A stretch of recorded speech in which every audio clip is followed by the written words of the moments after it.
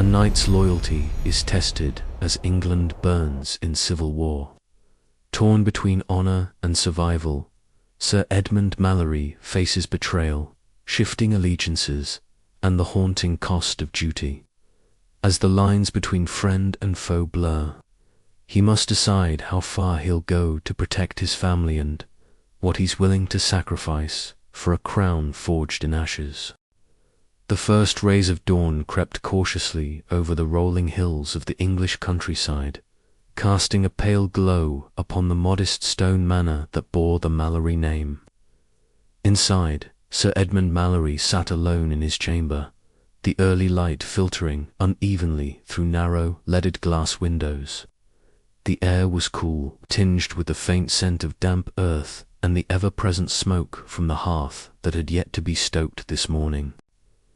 With deliberate care, Edmund ran the whetstone along the blade of his sword, the rasping sound punctuating the stillness. His hands, calloused from years of training and battle, moved with practiced precision. Though a minor knight, his life was defined by such moments: the readiness to defend, the quiet discipline before the storm. Yet today, the weight on his shoulders felt heavier than any armour.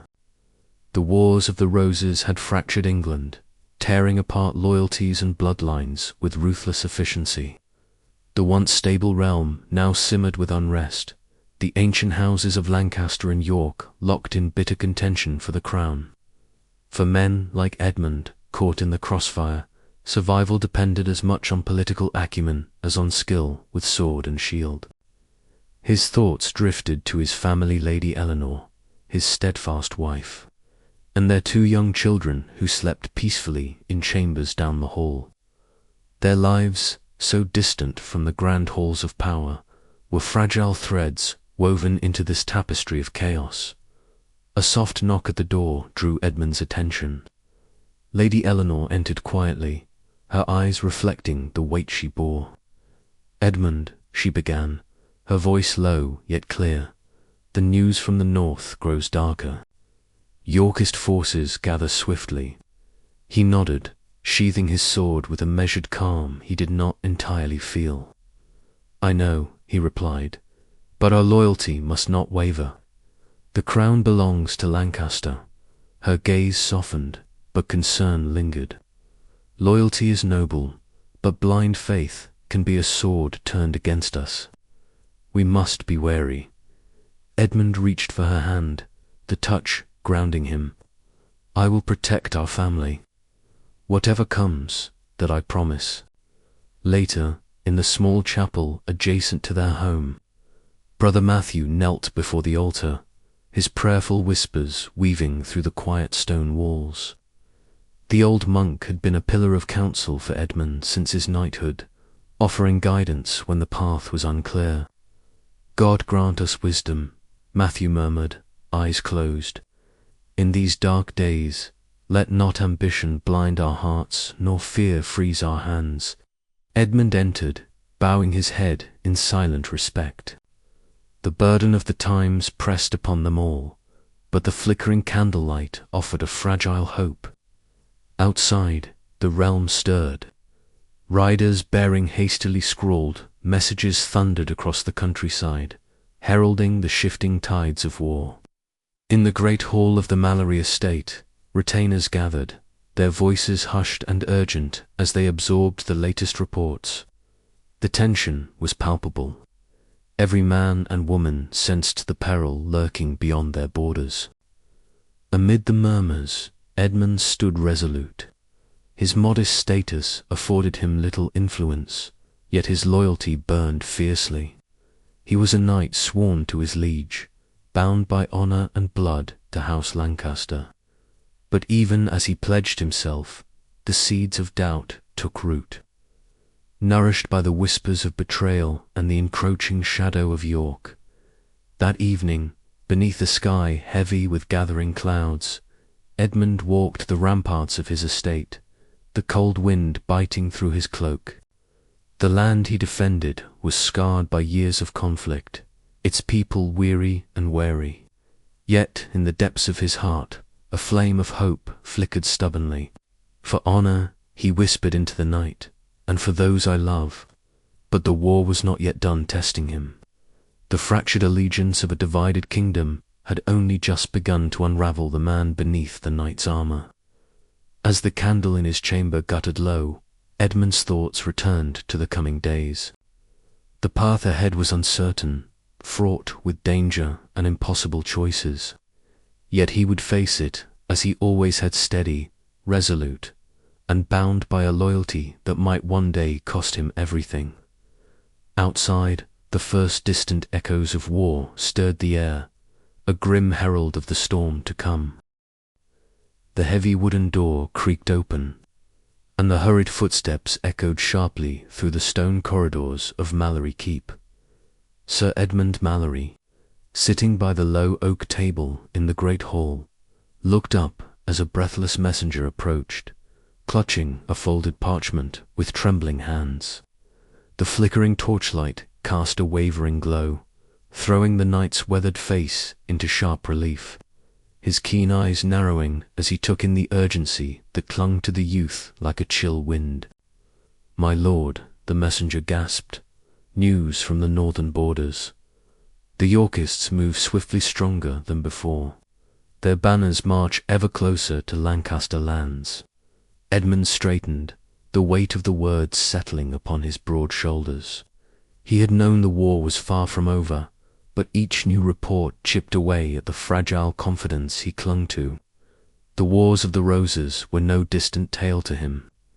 They were a relentless storm battering the very foundations of his world. From the shadows, the soft rustle of silk announced the arrival of Lady Eleanor, her presence both a comfort and a reminder of the stakes beyond the battlefield. She approached, her elegant figure framed by the dancing flames of the hearth. Her eyes, resolute and sharp, met Edmund's troubled gaze with quiet understanding. "The Yorkists grow bolder," she said softly, "but so too must we be wise. Blind loyalty to a cause can be a death sentence, Edmund. You must tread carefully." He looked away, biting the inside of his cheek. His heart wavered between duty and survival, honor and pragmatism. Lady Eleanor's words, tempered with compassion and sharp insight, cut through the fog of his fears. She was right. The war was not just fought with sword and shield, but with cunning and caution. That night, Edmund retired to his chamber, the flickering candlelight barely piercing the gloom.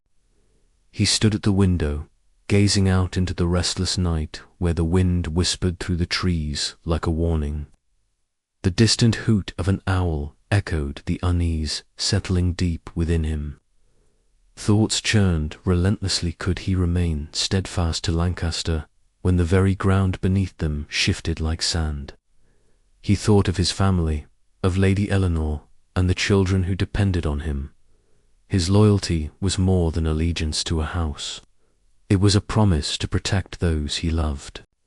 Yet the path to survival was tangled with betrayal and sacrifice. Before him lay a rough-hewn map of England, pinned to the table with heavy stones. His fingers hovered uncertainly over the contested lands, where York and Lancaster clashed like thunderous waves. The firelight flickered, casting long shadows that seemed to dance with the ghosts of battles yet to come. His breath came shallow as the magnitude of his choices bore down. The whispers of war grew louder, and Edmund knew that the coming days would test every fibre of his being. Would he remain loyal to a cause that might doom him? Or would survival demand a darker path? The night deepened, but Edmund Mallory remained awake, caught in the storm between loyalty and survival. The fragile hope of peace buried beneath the ashes of a kingdom torn apart. As dawn approached, the first light crept hesitantly through the narrow window, casting a pale glow on Edmund's determined face. The war was far from over, and so too was his struggle within. The early morning mist clung to the woods like a shroud as Sir Edmund Mallory rode cautiously along the narrow track winding through the ancient oaks. His armour, though well maintained, bore the dull sheen of hard use, a testament to the relentless demands of a knight caught in the shifting tides of civil war. The air was thick with the scent of damp earth and pine, but beneath it lay a more subtle tension, one that prickled at Edmund's senses like the bite of the cold. It was here, on this contested borderland between Lancastrian and Yorkist territories, that he would meet his rival for the first time. Sir Thomas Grey, a name whispered with equal parts fear and resentment among the Lancastrian minor nobility, had become a spectre of opposition, a relentless shadow cast by the ambitions of House York. As Edmund approached the clearing, the faint crunch of hooves on frost-hardened leaves was abruptly joined by the low snort of another horse. From the mist stepped Sir Thomas, his presence as imposing as the gnarled trees themselves. His scarred face caught the weak morning light, the jagged mark running from temple to jaw, a stark reminder of past violence. Perhaps a duel's cruel echo. Thomas's eyes, cold and calculating, met Edmund's without hesitation. There was no warmth, no pretense of camaraderie, only the hard edge of rivalry carved by years of conflict and personal grievance. "Sir Edmund Mallory," Thomas said, his voice low and steady, "I had hoped our paths might not cross so soon. Yet fate seems eager to test us both." Edmund dismounted slowly, the leather creaking under his weight. "Sir Thomas Grey," he replied, his own voice firm, though his heart beat unevenly in his chest. "This land grows smaller with each passing day, and men like us are bound to collide." The tension was palpable, a taut string ready to snap. Their mutual disdain was no secret, fueled by a duel fought years prior, a clash that had left wounds, not just on their skins, but in their very souls. Yet the stakes now were far greater than personal vendettas. They stood as embodiments of two houses locked in a deadly dance for England's crown. "You still cling to your Lancastrian loyalty," Thomas said, a faint sneer twisting his lips. "But the Yorkists will not be so easily dismissed." Edmund met the challenge squarely. "Neither will we." Without further words, the knights mounted and faced each other across the clearing. The clash of steel soon shattered the morning's fragile silence. Each strike was sharp and precise, a deadly conversation between two men bound by duty and driven by ambition. Edmund's sword sang through the air, his movements fueled by years of training and the desperate hope to protect his family and honor. Thomas countered with brutal efficiency, every blow a reminder of his unyielding resolve. The duel was more than a test of skill. It was a manifestation of the wider conflict, tearing England apart, loyalty against ambition, honor against survival. As the sun climbed higher, casting dappled light through the canopy, both men paused, breaths ragged, bodies bruised but spirits unbroken. Thomas's gaze bore into Edmund's with a mixture of respect and warning. "You underestimate the Yorkist shadow," he said quietly. "It stretches long and dark." Edmund nodded slowly, the weight of those words settling heavily upon him. The war was no longer distant murmurs or courtly intrigue. It was here, embodied in the fierce determination of men like Thomas Grey. Later that night, by the flickering glow of the hearth, Edmund sat in quiet contemplation. The firelight danced across the worn wood and his weathered face, casting long shadows that seemed to mirror his own doubts. The wolf's distant howl echoed through the stillness, a haunting reminder of the wild forces at play. He thought of Lady Eleanor's cautious counsel, of Brother Matthew's prayers for peace, and of the dangerous path that lay ahead. The Yorkist threat was no mere rumour or distant enemy. It was a living, breathing force, relentless and unforgiving. and Edmund knew that to survive, he must navigate this shadow with both courage and cunning, lest he be consumed by it. The chapter closed with Edmund staring out into the darkness beyond the castle walls, the weight of his choices pressing down like the cold night air. The war was far from over, and the Yorkist shadow loomed larger than ever. What sacrifices would be demanded of him? How long could honor survive in the face of such relentless ambition? And when the time came, would Edmund stand firm or be swallowed by the very darkness he sought to resist? The answers were yet to come, but the first move had been made, and the game of power was only beginning. The evening air lay heavy with the scent of burning tallow as Sir Edmund Mallory crossed the threshold into the familiar warmth of his family's chamber. The modest room, furnished with sturdy oak and draped in faded tapestries, seemed a refuge from the chaos that had swallowed much of the kingdom. A low fire crackled in the hearth, casting flickering shadows that danced along the stone walls. Edmund's keen eyes, often sharp with the vigilance of a soldier, softened as they met the steady gaze of Lady Eleanor. She sat poised at a small writing desk near the window, her posture elegant but tense. The pale light of dusk filtered through the lattice, catching the delicate curve of her resolute eyes and the graceful line of her jaw. In her hands, a folded letter waited to be sealed. The wax seal, warm from the small flame she had just extinguished, bore the emblem of the Mallory family, but the contents were far from ordinary correspondence. "You've been quiet this evening," Eleanor said softly, her voice a balm against the relentless storm outside. "The men grow restless, and the court's whispers grow darker by the day." Edmund sighed, the weight of his armor feeling heavier than the metal itself. He removed his gauntlets, revealing hands calloused from battle, yet gentle enough to brush a stray lock of hair from Eleanor's face. "The Yorkists advance with more than just swords now, Eleanor. They wield secrets and shadows. Loyalty is no shield against their reach." She nodded, her eyes reflecting both fear and fierce determination. "And yet, we must hold to what we have. Our family, our honor." Their conversation was interrupted by the soft creak of the door as Brother Matthew entered, his monastic robes whispering against the cold stone floor. The monk's face was etched with years of contemplation and sorrow. He carried with him a quiet strength, a spiritual anchor in a world torn asunder. "Sir Edmund," Brother Matthew greeted, bowing his head respectfully. "May I share a moment of counsel?" "Always, brother," Edmund replied, gesturing to a sturdy chair near the hearth. As Matthew settled, the flickering firelight revealed the deep lines on his face, the weight of countless prayers and confessions, war tests more than sword arms.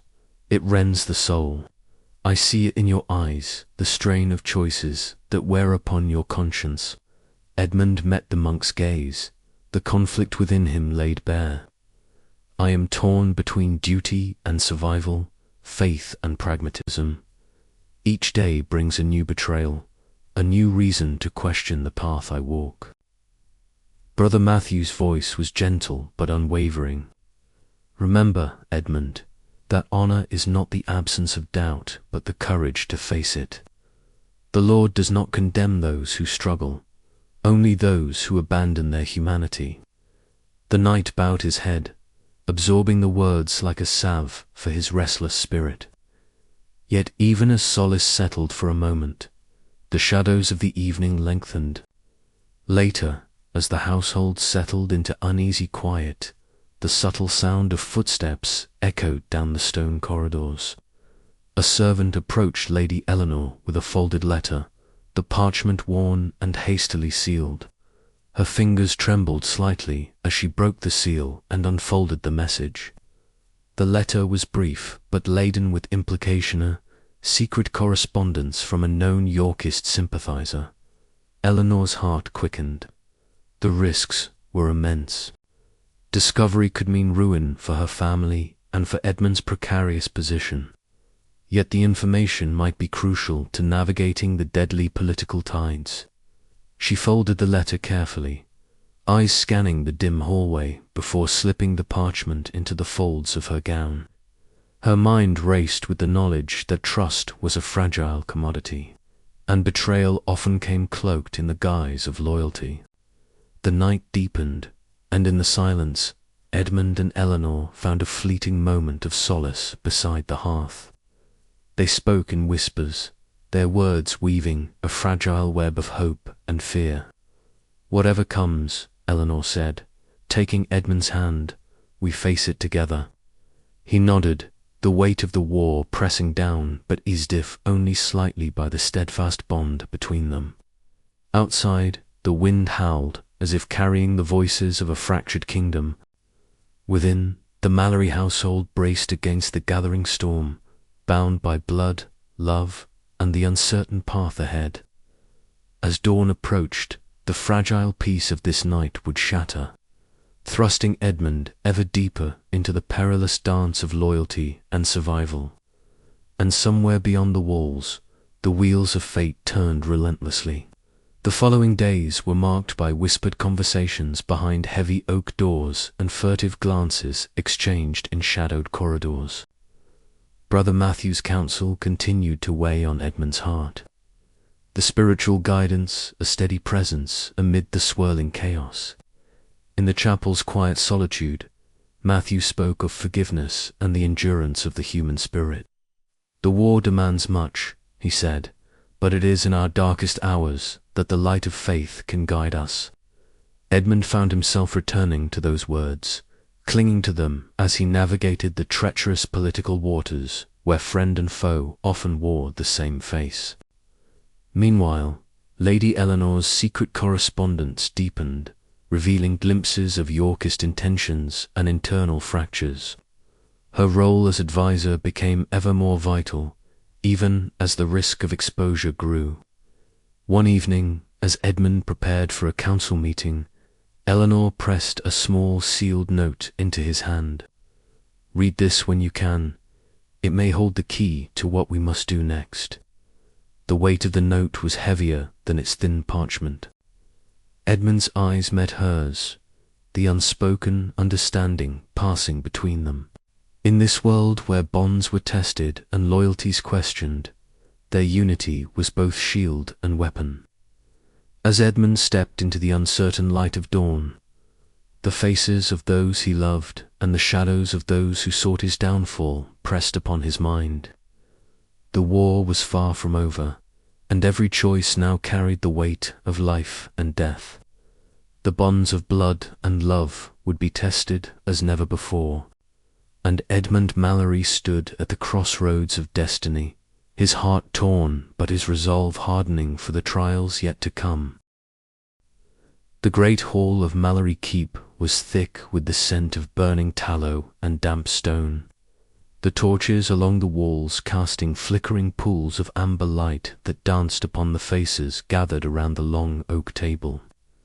Sir Edmund Mallory sat stiffly among the lords and knights of House Lancaster, his keen eyes scanning the assembly with a mixture of apprehension and resolve.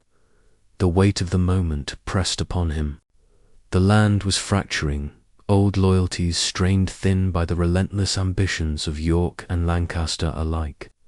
"We stand at a precipice," Lord Cumberland began solemnly, his voice low but commanding, and the winds of war howl louder with each passing day. "Our enemies gather strength, and yet within our own ranks, I fear, shadows lurk." Murmurs rippled through the room, whispers of doubt and betrayal barely contained beneath the veneer of unity. Edmund's gaze flicked to the faces around him, some familiar, some strangers brought by circumstance, and he noted the subtle signs: tightened jaws, darting eyes, hands clenched beneath the table. Lady Eleanor stood just behind Edmund, her posture regal despite the tension, her resolute eyes meeting his briefly in silent counsel. She was the steady flame in the tempest of uncertainty, and Edmund took comfort in her presence as the murmurs grew louder. "We cannot afford fractures," Edmund spoke up, his voice steady but carrying the weight of conviction. "Our strength lies in unity, yes, but unity without clear purpose is folly. We must be pragmatic. To hold fast to honor at the cost of survival is to doom us all." A ripple of unease spread. Sir Thomas Grey's name was no stranger in Edmund's thoughts, and now faced with the council's wary glances, he understood how precarious his position was. The old codes of chivalry warred with the brutal necessities imposed by war. Captain Robert Hale, a man of discipline and unyielding loyalty, nodded in agreement. "Edmund speaks well. We need strategy, not sentiment. The Yorkists grow bolder. We must be bolder still." Yet dissent came from Lord Warwick, his voice sharp and cutting through the room like a blade. "Boldness without caution is recklessness, Captain. We risk too much." The debate swelled, voices rising and falling like tides, until at last a hush fell as the heavy oak doors burst open. A breathless messenger stumbled in, his face pale, eyes wide with urgency. "My lords, urgent news from the south. A betrayal among our allies." Gasps and murmurs filled the room. The fragile calm shattered. Edmund's heart tightened.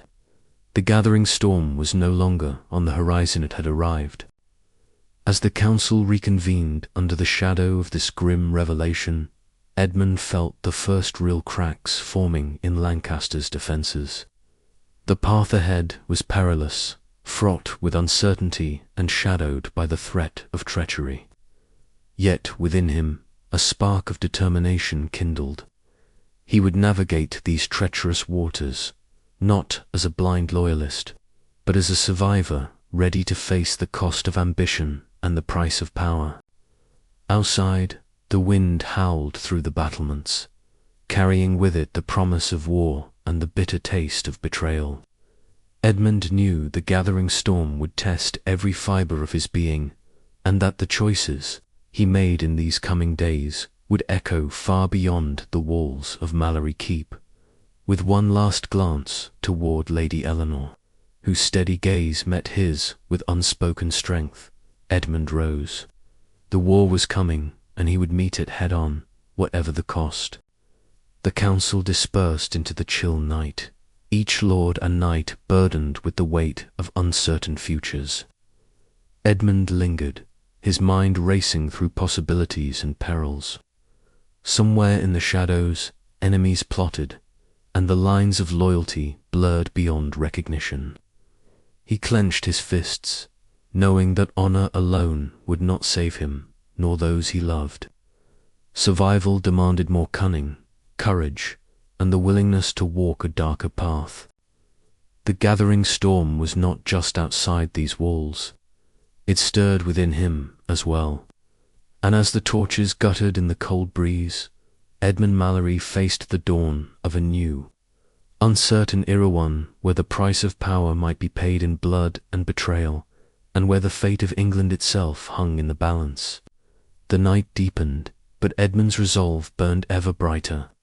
The war had begun in earnest, and there was no turning back now. The hall had emptied, but the echoes of debate lingered, weaving through the stone corridors like a restless spirit. Edmund paused at a window, the moonlight casting silver lines across the darkened courtyard below. The wind whispered secrets, and beneath that whisper he heard the faintest stirrings of doubt within himself and within those he called allies. A storm was gathering indeed, and in its heart lay choices that would define him, and the very fate of the crown they all sought to claim. The gathering storm was here, and Edmund Mallory was ready to face it. The cold night air bit sharply into Edmund Mallory's skin as he stood near the flickering glow of the campfire. Shadows leaped wildly across the faces of the men gathered, their murmurs weaving through the dark like restless ghosts. Captain Robert Hale's voice was low but firm, outlining the strategy for the coming dawn's skirmish. Edmund's keen eyes narrowed as he listened, sensing an unease beneath the surface, tension that seemed to thicken the very air they breathed. "We cannot afford another misstep," Edmund muttered, voice taut with urgency. "The Yorkists grow bolder, and our own ranks feel the strain." Hale nodded grimly, his jaw set in determination. "There are whispers, my lord whispers, of those who no longer hold Lancaster's cause close to heart." Edmund's gut tightened. The war was no longer fought solely on the battlefield. It seeped into the loyalties of those sworn to him, threatening to unravel everything he had fought to protect. He glanced beyond the firelight, eyes catching the silhouetted forms of sentries patrolling the perimeter. Trust was a fragile currency here, more precious than gold, yet easier to break. Meanwhile, within the stone walls of their modest manor, Lady Eleanor moved with quiet urgency. The soft rustle of silk skirts was the only sound as she entered her chamber, closing the heavy door behind her. Her fingers trembled slightly as she withdrew a sealed letter from beneath a loose floor-border secret correspondence from a Yorkist sympathizer that could shift the tides of fate. Her eyes, resolute despite the weight of anxiety pressing upon her, scanned the room one last time before hiding the missive once more. The distant thrum of war drums echoed faintly through the night, a relentless reminder of the storm gathering beyond their walls. Eleanor's heart pounded not from fear alone, but from the fierce determination to protect her family's legacy, even if it meant dancing on the edge of betrayal. Dawn broke in a muted haze, the morning mist clinging to the earth like a shroud. The camp stirred with nervous energy as men readied their arms, the metallic scent of steel mingling with the damp air. Edmund stood at the forefront, eyes sharp, senses alert. The skirmish that awaited was no ordinary clash. It was a test of loyalty, of trust, and of survival. The first clash of swords rang out suddenly, shattering the fragile calm. The battle was brutal and chaotic, cries of pain and rage ripping through the mist. Edmund fought with the fierce determination of a man defending not just land, but honor. Yet amid the tumult, a chilling realization: Dondan, ally, trusted and sworn to Lancaster, turned their blade with deadly intent. The shock was visceral. Edmund's breath caught as betrayal sliced through the chaos like a dagger. Men fell beside him, the ground slick with blood and shattered hopes. The ambush left their forces scattered and vulnerable, the cost of misplaced trust cruelly apparent. Retreat was ordered, the remnants of their once confident force bleeding away into the fog. Edmund's mind raced, grappling with the implications of treachery so close to home. What enemy lurked within their midst, and what price would be paid for this broken faith? Back at the manor, the weight of secrets pressed heavily on Lady Eleanor. Fear gnawed at her resolve, but she steeled herself. Her family's survival depended on navigating the perilous web of politics and deception. She knew the risk of exposure could shatter everything, yet silence was a luxury they could ill afford. In the quiet sanctuary of the chapel, Brother Matthew knelt before a flickering candle, his hands folded in prayer. The spiritual toll of the war was etched deep in his face lines of sorrow and doubt carved by relentless violence and loss. His whispered prayers sought guidance for Edmund, for their fractured world, and for the fragile hope that honor might yet endure amid the ashes of betrayal. As the sun climbed higher, casting harsh light on the remnants of the skirmish, Edmund stood amidst his weary men, the taste of bitterness thick in his mouth. Loyalties had fractured, alliances teetered on the brink, and the path forward was shrouded in uncertainty. Yet beneath the weight of despair, a spark of resolve ignited. To survive, Edmund knew, meant confronting not only external foes, but the shadows lurking within. The candlelight flickered weakly against the heavy canvas of the war tent, casting long, wavering shadows that danced upon the rough-hewn wooden table where Sir Edmund Mallory sat, fingers steepled beneath his chin. Across from him, Captain Robert Hale's face was drawn tight with fatigue, his sharp eyes reflecting the harsh truths of the battlefield. "The men are weary," Sir Edmund Hale said bluntly, voice low but resolute. "We cannot fight with the honor of knights when the enemy shows none. Skirmishes grow bloodier by the day, and those who hesitate die." Edmund swallowed hard, the weight of command pressing heavily upon his shoulders. He had been raised to believe in chivalry, in the sanctity of loyalty and honor. Yet now, as the war dragged on with cruel relentlessness, those ideals felt as fragile as the flickering flame that illuminated their faces. "I understand," Edmund replied carefully, "but there must be a line we do not cross." Hale's lips twitched in a grim smile. "That line was crossed long ago, my lord. We only pretend it remains." The words settled uneasily in Edmund's mind as he left the tent. Outside, the chill evening air bit at his cheeks, carrying the distant echoes of clanging steel and shouted orders. The war was no longer a contest of valor.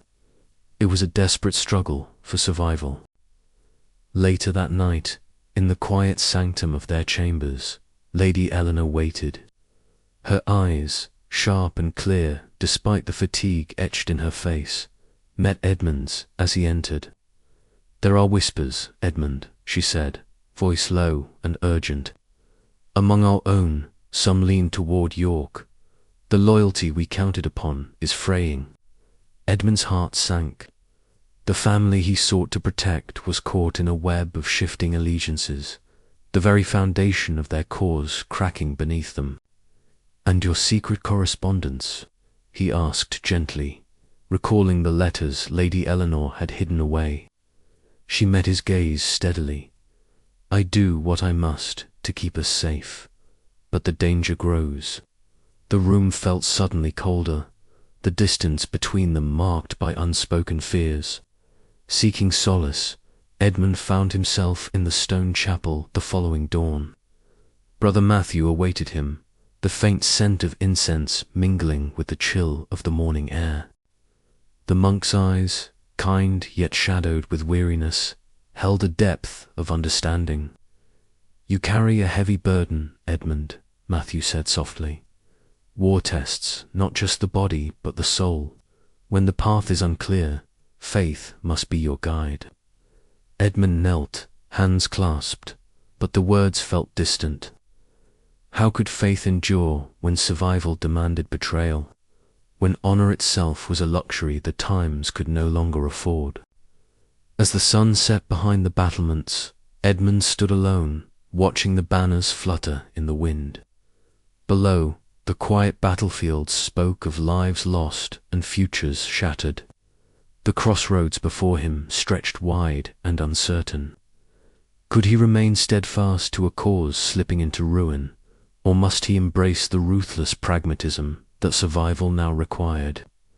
The night deepened, and with it, the turmoil within Edmund Mallory's heart.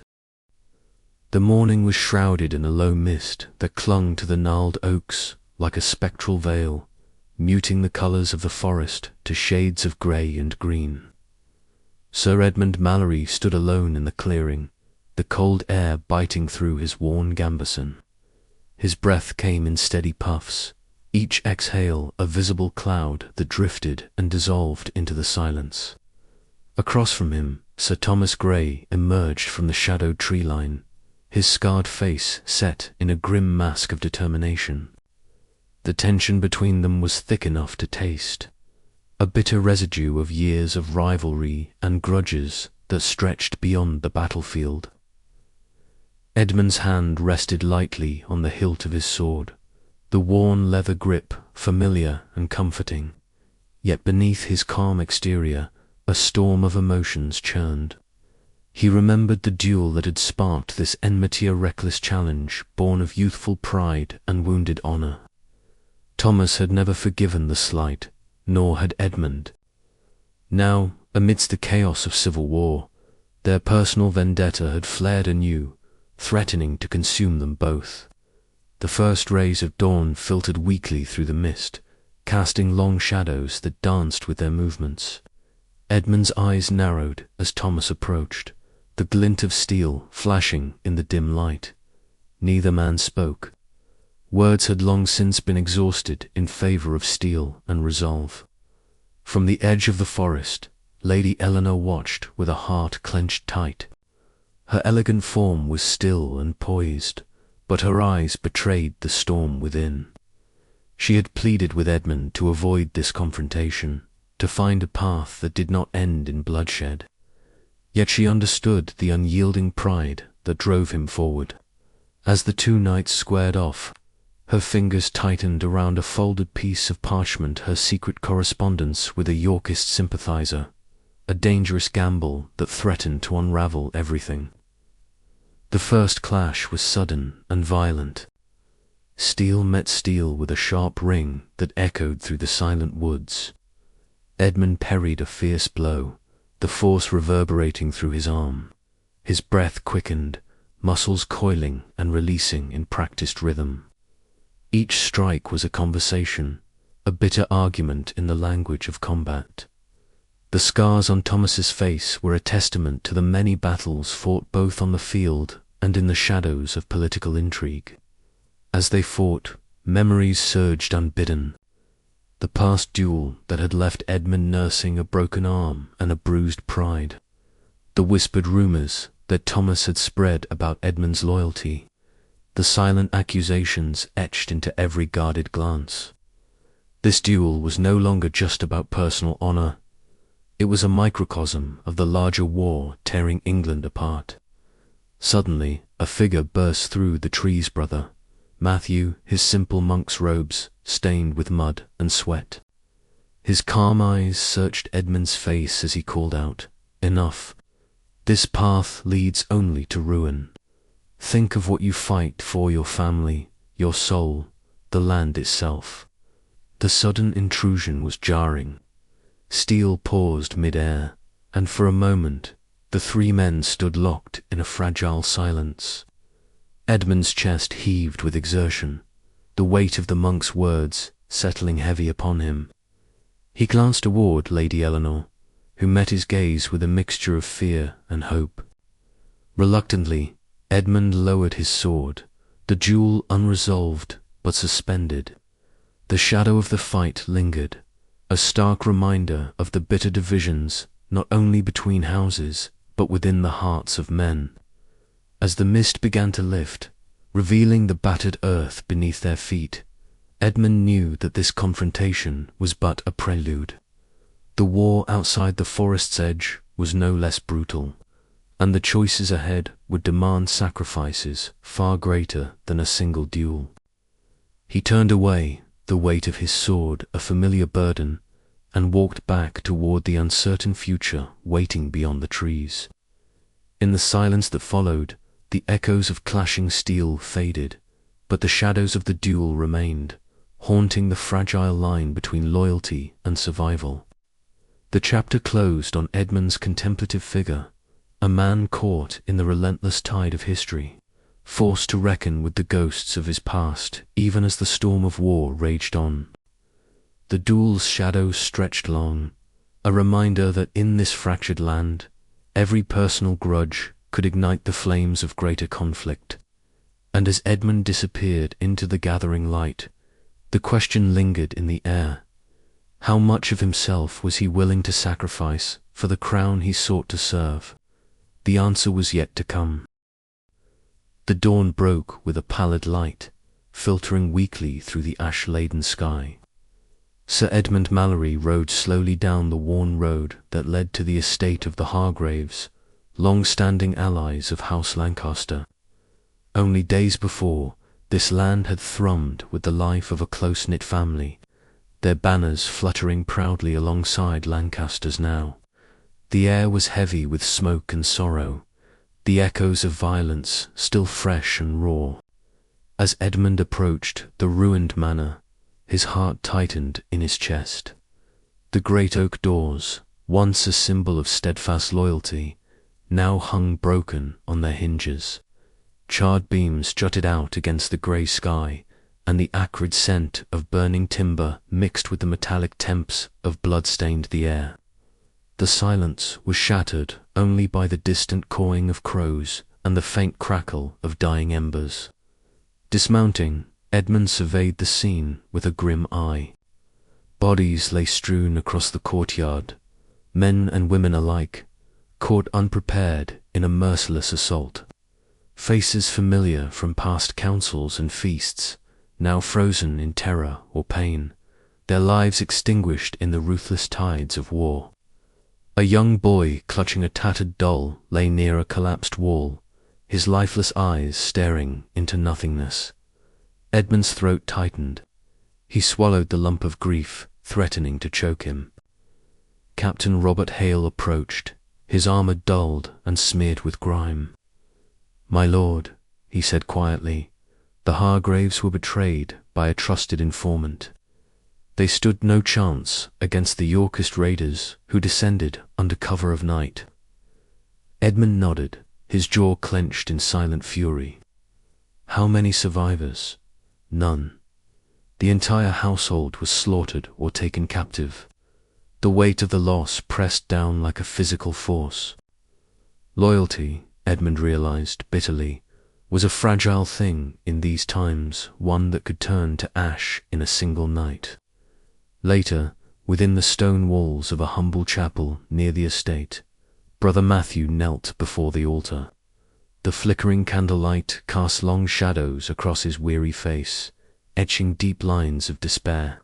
His hands trembled slightly as he clutched a well-worn prayer book, but his lips moved not in prayer, but in a desperate murmur of doubt. "Why, Lord, do you permit such carnage?" he whispered, voice breaking. "Is there no mercy for the faithful?" Edmund entered quietly, the heavy door creaking on its hinges. He approached the monk, his own soul burdened by the same questions. "Brother, how do you hold to faith when the world burns around us?" Matthew looked up, eyes shadowed yet resolute. "Faith is tested in the fire, Edmund, but sometimes even the strongest flame flickers in the wind." Their conversation was interrupted by the soft steps of Lady Eleanor, who entered with a quiet grace that belied the storm raging within. Her eyes, sharp and clear, met Edmund's. "The war takes more than soldiers," she said gently. "It steals our hope, our futures, but we must not let it steal our souls." Edmund reached for her hand, the warmth grounding him. Yet within, the seeds of doubt had been planted. Had loyalty brought ruin to those he loved? Was it still a virtue to be held sacred? As the day faded, Edmund stood once more at the edge of the destroyed estate, gazing out over the smouldering remains. The cries of mourning echoed faintly behind him, a haunting chorus of loss. His mind raced with thoughts of survival, honor, and the cost of both. In the quiet moments that followed, Edmund made a silent vow to protect his family, yes, but also to navigate the treacherous currents of power with a new, wary eye. The price of loyalty had been laid bare now. He must decide if he would pay it again or forge a different path. The war was far from over, and the shadows lengthened across the land. But in Edmund's heart, a storm was gathering, dark and resolute, ready to meet whatever fate awaited him on the blood-soaked fields of England. This chapter closes on Edmund's anguished reflection, the weight of loss and the dawning realization that honor alone might not be enough to survive the brutal tides of war. The questions linger, echoing in the silence. What is the true price of loyalty, and how far will a man go to protect what remains of his shattered world? The night deepened, and with it the uncertain future of Sir Edmund Mallory. The evening air hung heavy over Mallory Manor, thick with the scent of damp earth and burning tallow. Inside the dimly lit study, Lady Eleanor Mallory sat at the sturdy oak table, her fingers trembling slightly as she broke the wax seal of a small folded parchment. The flickering candlelight cast dancing shadows upon the walls, illuminating the delicate script scribed in a hurried, almost furtive hand. Her eyes scanned the contents rapidly, the familiar code revealing itself like a cruel cipher of betrayal. "Edmund," she called softly, her voice barely more than a whisper, laced with urgency and fear. Sir Edmund Mallory entered the room swiftly, the creak of the wooden floorboards beneath his boots echoing in the silence. His keen eyes quickly caught the troubled expression on Eleanor's face. "What is it?" he asked, stepping closer. As midnight deepened, Edmund found himself alone on the battlements, the cold wind tugging fiercely at his cloak. The moon cast a pale glow over the rolling fields, where shadows stretched like fingers across the landscape. The distant thud of marching soldiers echoed faintly, a reminder of the peril closing in. He stared out into the night, the silence broken only by the whisper of the wind through the battlements. His heart was heavy with doubt. She handed him the letter, her fingers brushing his briefly, a touch filled with both comfort and dread. "It's a warning," she said, her voice tight. "There's a plot against your lord. The Yorkists move not just on the battlefield, but within our very ranks. This correspondence, it speaks of betrayal, of a planned ambush." Edmund's jaw clenched as he read, the weight of the message settling like a stone in his gut. His mind raced through the implications. The warning was true, the fragile trust he had in his allies was shattered. Yet he could not act on suspicion alone. "Who sent this?" "A trusted servant of one of our own," Eleanor replied grimly. "But the sender fears the consequences. They chose secrecy over safety." A silence fell between them, heavy with unspoken fears. Edmund's loyalty to House Lancaster had been steadfast, but now the ground beneath him shifted like sand. His thoughts turned to the grim reality of war, where honor and survival were often at odds. Later that night, beneath a sky smeared with stars, Edmund met with Captain Robert Hale in the shadowed stables. The air was cool, carrying the restless sounds of horses snorting softly in their stalls, and the distant murmur of guards on patrol. "If the plot is true," Edmund said, his voice low and steady, "we must prepare. But discretion is paramount.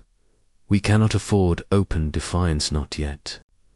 Robert nodded, his scarred face set in a grim line. "I'll tighten the patrols and keep my men ready.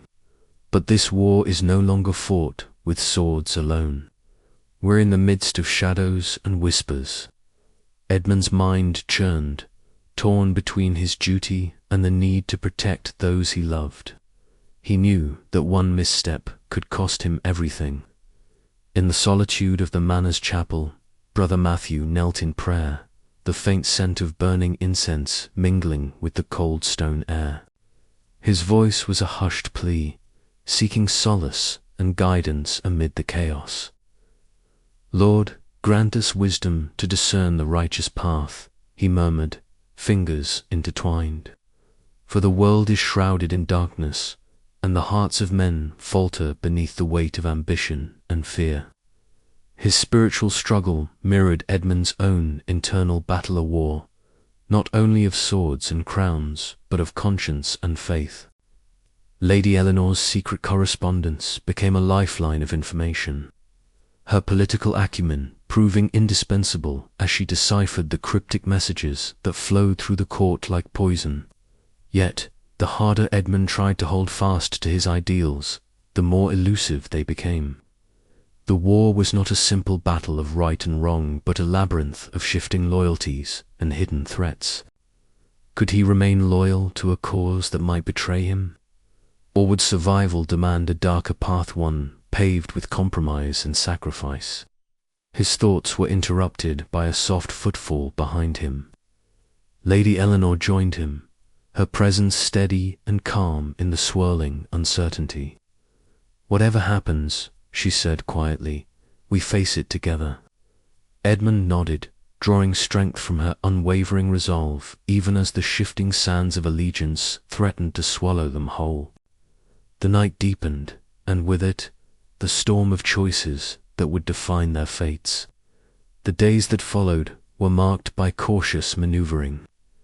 Edmund convened discreet meetings with trusted retainers, weaving a delicate web of strategy and vigilance. Every word was measured, every glance weighted with suspicion. In a rare moment of respite, Edmund sought counsel once more from Brother Matthew, whose quiet faith offered a balm to his restless spirit. "The path you walk," the monk said, "is fraught with shadows. But even in the darkest night, a single candle can hold back the gloom. Remember that your honor is not defined by the battles you fight, but by the choices you make." Edmund absorbed the words, though the weight of impending decisions pressed upon him like armor. As the chapter closed, the stage was set for a reckoning. The plot against his lord loomed closer, the fragile alliances trembling on the edge of collapse. Edmund's heart was a battleground, itself torn between loyalty and the instinct to survive. The shifting sands beneath his feet promised no certainty, only the relentless march of fate. And Edmund Mallory would have to decide which path to follow before all was lost. The first light of dawn crept hesitantly over the horizon, casting long shadows across the battered camp where Sir Edmund Mallory lay awake on a rough cot. The chill of early morning seeped through his worn cloak, but it was the weight in his chest that held him prisoner. Outside, the murmurs of restless soldiers mingled with the soft rustle of tents and the faint clatter of armor being readied for the day. Yet beneath the ordinary sounds of a camp stirring to life, a more sinister tension wound tightly among the men, a whisper of treachery that made the air thick with suspicion. Edmund sat up slowly, rubbing his face with a sleeve. His keen eyes scanned the dim interior of his tent, catching the flicker of candlelight dancing against the canvas. The war had wearied him beyond measure, but it was this creeping sense of betrayal that gnawed at him most fiercely. His loyalty to House Lancaster had been unshakable, forged in the fires of his upbringing and tempered by years of service. Yet now, doubt slithered through his mind like a poisonous serpent. He stepped out into the camp, the cold biting at his cheeks. Soldiers moved with an uneasy energy, their voices hushed and urgent. Lady Eleanor approached from the command tent, her graceful figure silhouetted against the flickering torches. Her resolute eyes met Edmund's, and in that silent exchange, the unspoken fears passed between them. "Edmund," she whispered, her voice steady despite the tension, "there are rumors. Men say some of our own have turned their backs on us." He clenched his jaw. "Betrayal within our ranks. Impossible, I fear it is true." Brother Matthew spoke with one of the scouts at dawn. "They saw strange banners among our men, a signal from the Yorkists." The words hit Edmund like a blow. He turned away, swallowing the bitter taste of disbelief. The war was no longer only fought with swords and arrows, but with the fragile trust that bound them together now shattered. The morning wore on with grim purpose. Edmund called a council with Captain Robert Hale and other loyal commanders. They pored over maps and reports, trying to piece together the extent of the treachery. Yet before they could act, the world exploded into chaos. An urgent cry rang out from the eastern gate. Edmund and his men rushed toward the sound, only to find themselves ambushed. Traitors, once trusted allies, swung their weapons with deadly precision, their faces twisted with cold calculation. Yorkist forces, under the command of Lord Richard Devereux, surged forward, their banners dark against the grey sky. Edmund fought with desperate courage, steel flashing in the morning light. Around him, comrades fell, their cries mixing with the clash of battle. He caught sight of his lord, a noble figure garbed in Lancaster's colours, surrounded and overwhelmed. Edmund's heart seized as he witnessed the fatal blow delivered by a traitor's hand. The charge faltered, panic spreading like wildfire. Edmund seized the moment, rallying the few survivors to a retreat. The smoke of burning banners filled the air, mingling with the acrid scent of blood and ash. He navigated through the chaos, each step heavy with the weight of loss and betrayal. By nightfall, Edmund found refuge in a secluded woodland, the distant sounds of pursuit fading behind him. Exhausted, he sank against a gnarled tree trunk, the enormity of the day's events pressing down. His loyalty, once a steadfast beacon, now flickered uncertainly in the darkness. Back at the manor, Lady Eleanor met with Brother Matthew in a quiet chamber. Their whispered conversation was laced with fear and resolve. The secret correspondence she had maintained with a Yorkist sympathizer suddenly took on new, dangerous significance. Every move now held the potential to unravel their fragile safety. "We must be cautious," Eleanor urged, her eyes sharp. "Edmund's survival depends on it." Brother Matthew nodded solemnly. "Faith will guide us through the shadows, but the path will be treacherous." As the night deepened, Edmund returned to the camp's remnants, his mind a turbulent sea of grief and determination. The betrayal had shattered his world, forcing him to confront a harsh truth. Survival might demand forsaking the very honor he had sworn to uphold. The choice ahead was as perilous as any battlefield. He gazed at the stars, obscured by gathering clouds, the distant echo of battle cries lingering in his ears. The war was far from over, and the crown's ashes were already beginning to settle. But Edmund Mallory, minor knight though he was, would not go quietly into the night. His story, marked by loss, betrayal, and a desperate will to endure, was only just beginning. And somewhere in the shadows, Lord Richard Devereux watched, a cold smile playing upon his lips. The game of power had claimed its first victim, but the true reckoning was yet to come. The war had changed everything. Now, Edmund had to decide who he truly was, and what he was willing to become. The dawn of a new allegiance loomed on the horizon, but at what cost? The path forward was shrouded in doubt and danger, and every step could be his last. The crown's ashes whispered promises of power, but also of ruin. Edmund's next move would shape not only his fate, but that of a fractured England. He rose, steeling himself for the trials ahead. The battle for survival had begun in earnest. The grey dawn broke over a land scarred by decades of bloodshed and betrayal, casting a pale light across the muddy roads as Sir Edmund Mallory rode steadily away from the remnants of House Lancaster's once mighty banners. The air was heavy with damp and the scent of smoke, the aftermath of recent skirmishes lingering in the fields and villages he passed. Each mile carried him further from the only life he had ever known, a life now crumbling beneath the weight of shifting power and relentless ambition. His armor was worn, bearing dents and scratches from countless battles, but his keen eyes remained sharp beneath a furrowed brow. Edmund's heart beat with a tumult of emotions, dread, hope, and a gnawing uncertainty that whispered of betrayal and survival. Behind him, the distant echoes of his lord's fall tugged at his conscience, a reminder that loyalty was no longer a simple virtue, but a perilous gamble. The road ahead led to the stone gates of York, a place he had once regarded with suspicion and disdain, but now necessity pressed him forward.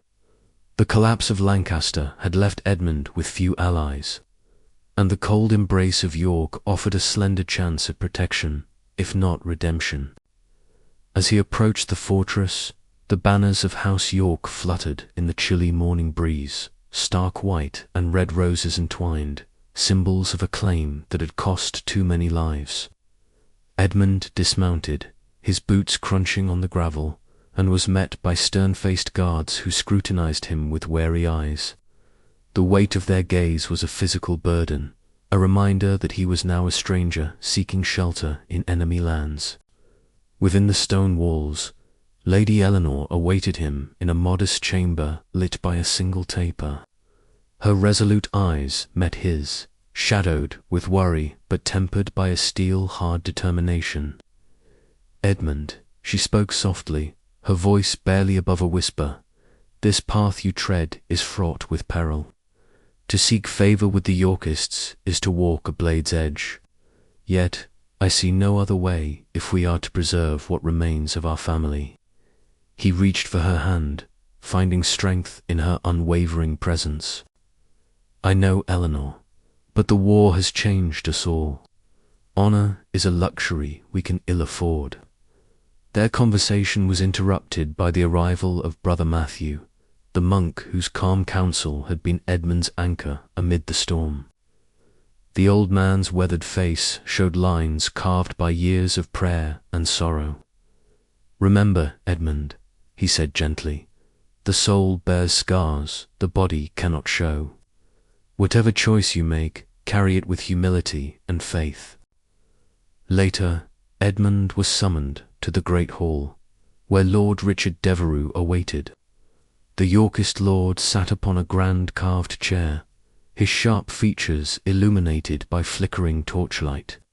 His cold, calculating eyes appraised Edmund with a mixture of curiosity and contempt. "Sir Edmund Mallory," Richard intoned, voice smooth but edged with steel.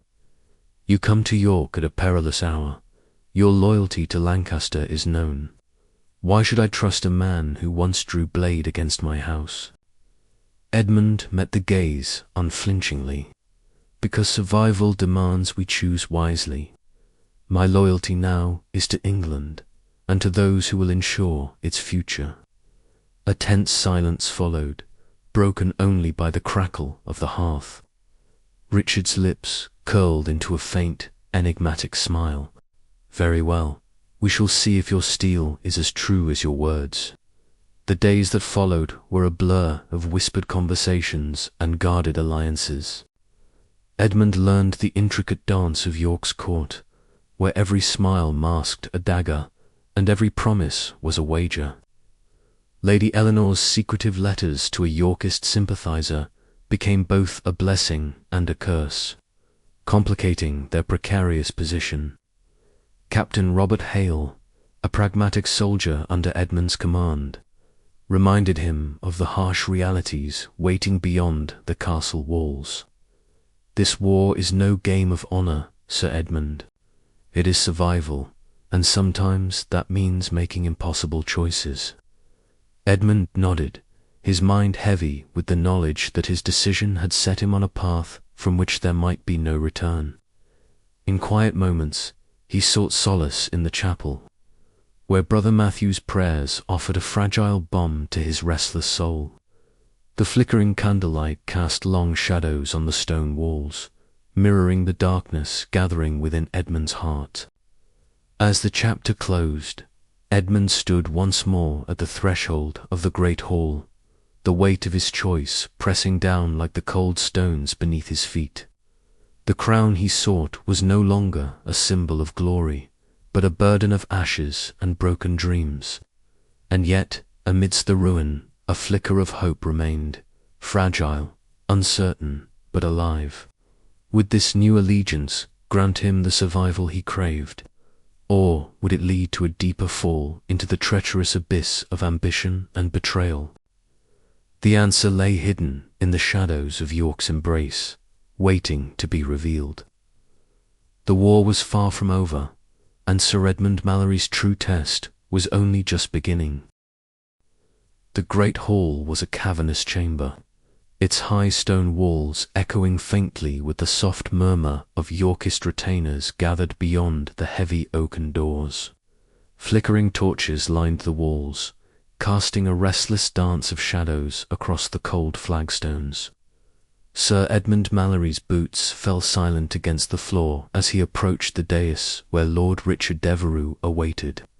His heart beat a steady rhythm beneath his breastplate, a metronome of resolve and unease.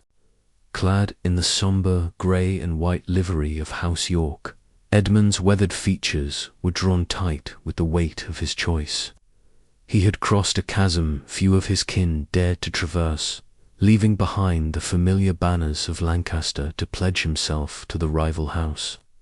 The cost was incalculable, yet survival demanded such sacrifices. Lord Richard stood tall, his sharp features framed by a cloak of deep black velvet embroidered with the white rose of York. His piercing eyes, cold and calculating, fixed upon Edmund with an intensity that seemed to strip away pretense. The flickering torchlight caught the glint of a thin scar running from temple to jawline, a testament to battles fought both in the field and in the shadows of court intrigue.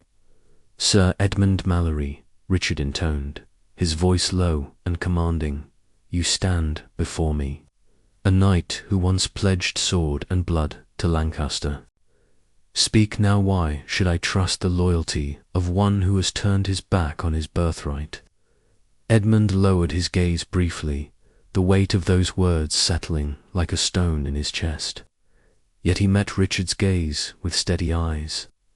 "My lord, loyalty is not given lightly, nor is it blind. The tides of war have shifted, and with them the path to protect those I hold dear. I pledge to House York not out of betrayal, but out of necessity and conviction that it may yet bring peace to this fractured land." A faint, almost imperceptible smile touched Richard's lips.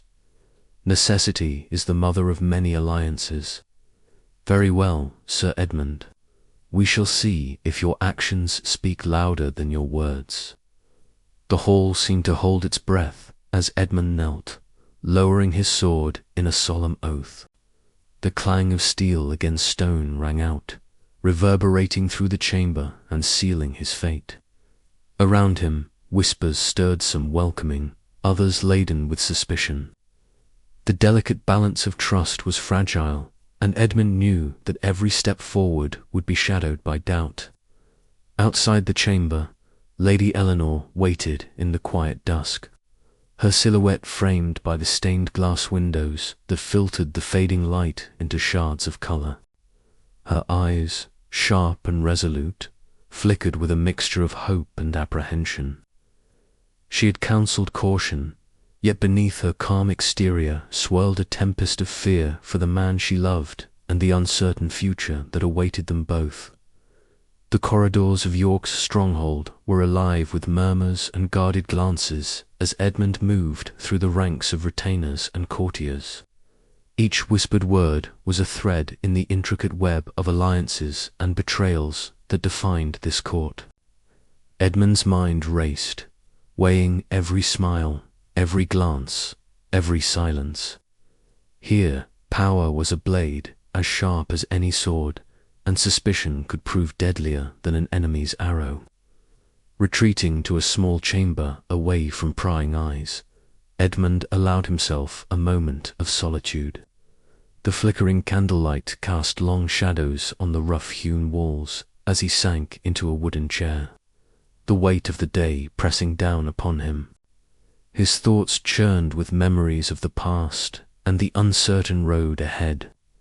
He had crossed a line from which there was no return. The distant clang of armour and the muted voices beyond the door reminded him that the war was far from over. Yet within this silence, a fierce determination took root.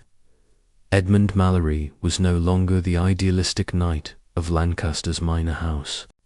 He was a man forged by hardship and necessity, ready to navigate the treacherous currents of ambition and loyalty that defined the Wars of the Roses, and as the night deepened, so too did the shadows that would test his courage, his honor, and the very survival of all he held dear. The choice made was irrevocable, the path ahead uncertain, fraught with peril and promise alike. Edmund's fate, and that of his family, now lay intertwined with the ruthless designs of Lord Richard Devereux and the relentless struggle for England's crown. But in that solemn chamber, beneath the weight of oath and expectation, one truth remained clear in the ashes of loyalty. A new allegiance had been forged, one that would change the course of a war and the soul of a man. The first step had been taken, but the journey was just beginning. The question lingered in the stillness. How far would Edmund go to survive, and what would he sacrifice along the way? Outside, the night wind whispered through the battlements, carrying with it the promise of battles yet to come. The great hall of Middleham Castle was alive with a restless energy, its stone walls echoing the murmur of courtiers and the clinking of goblets. Flickering torchlight cast long shadows that danced like spectres across the tapestries depicting heraldic beasts and battles long past.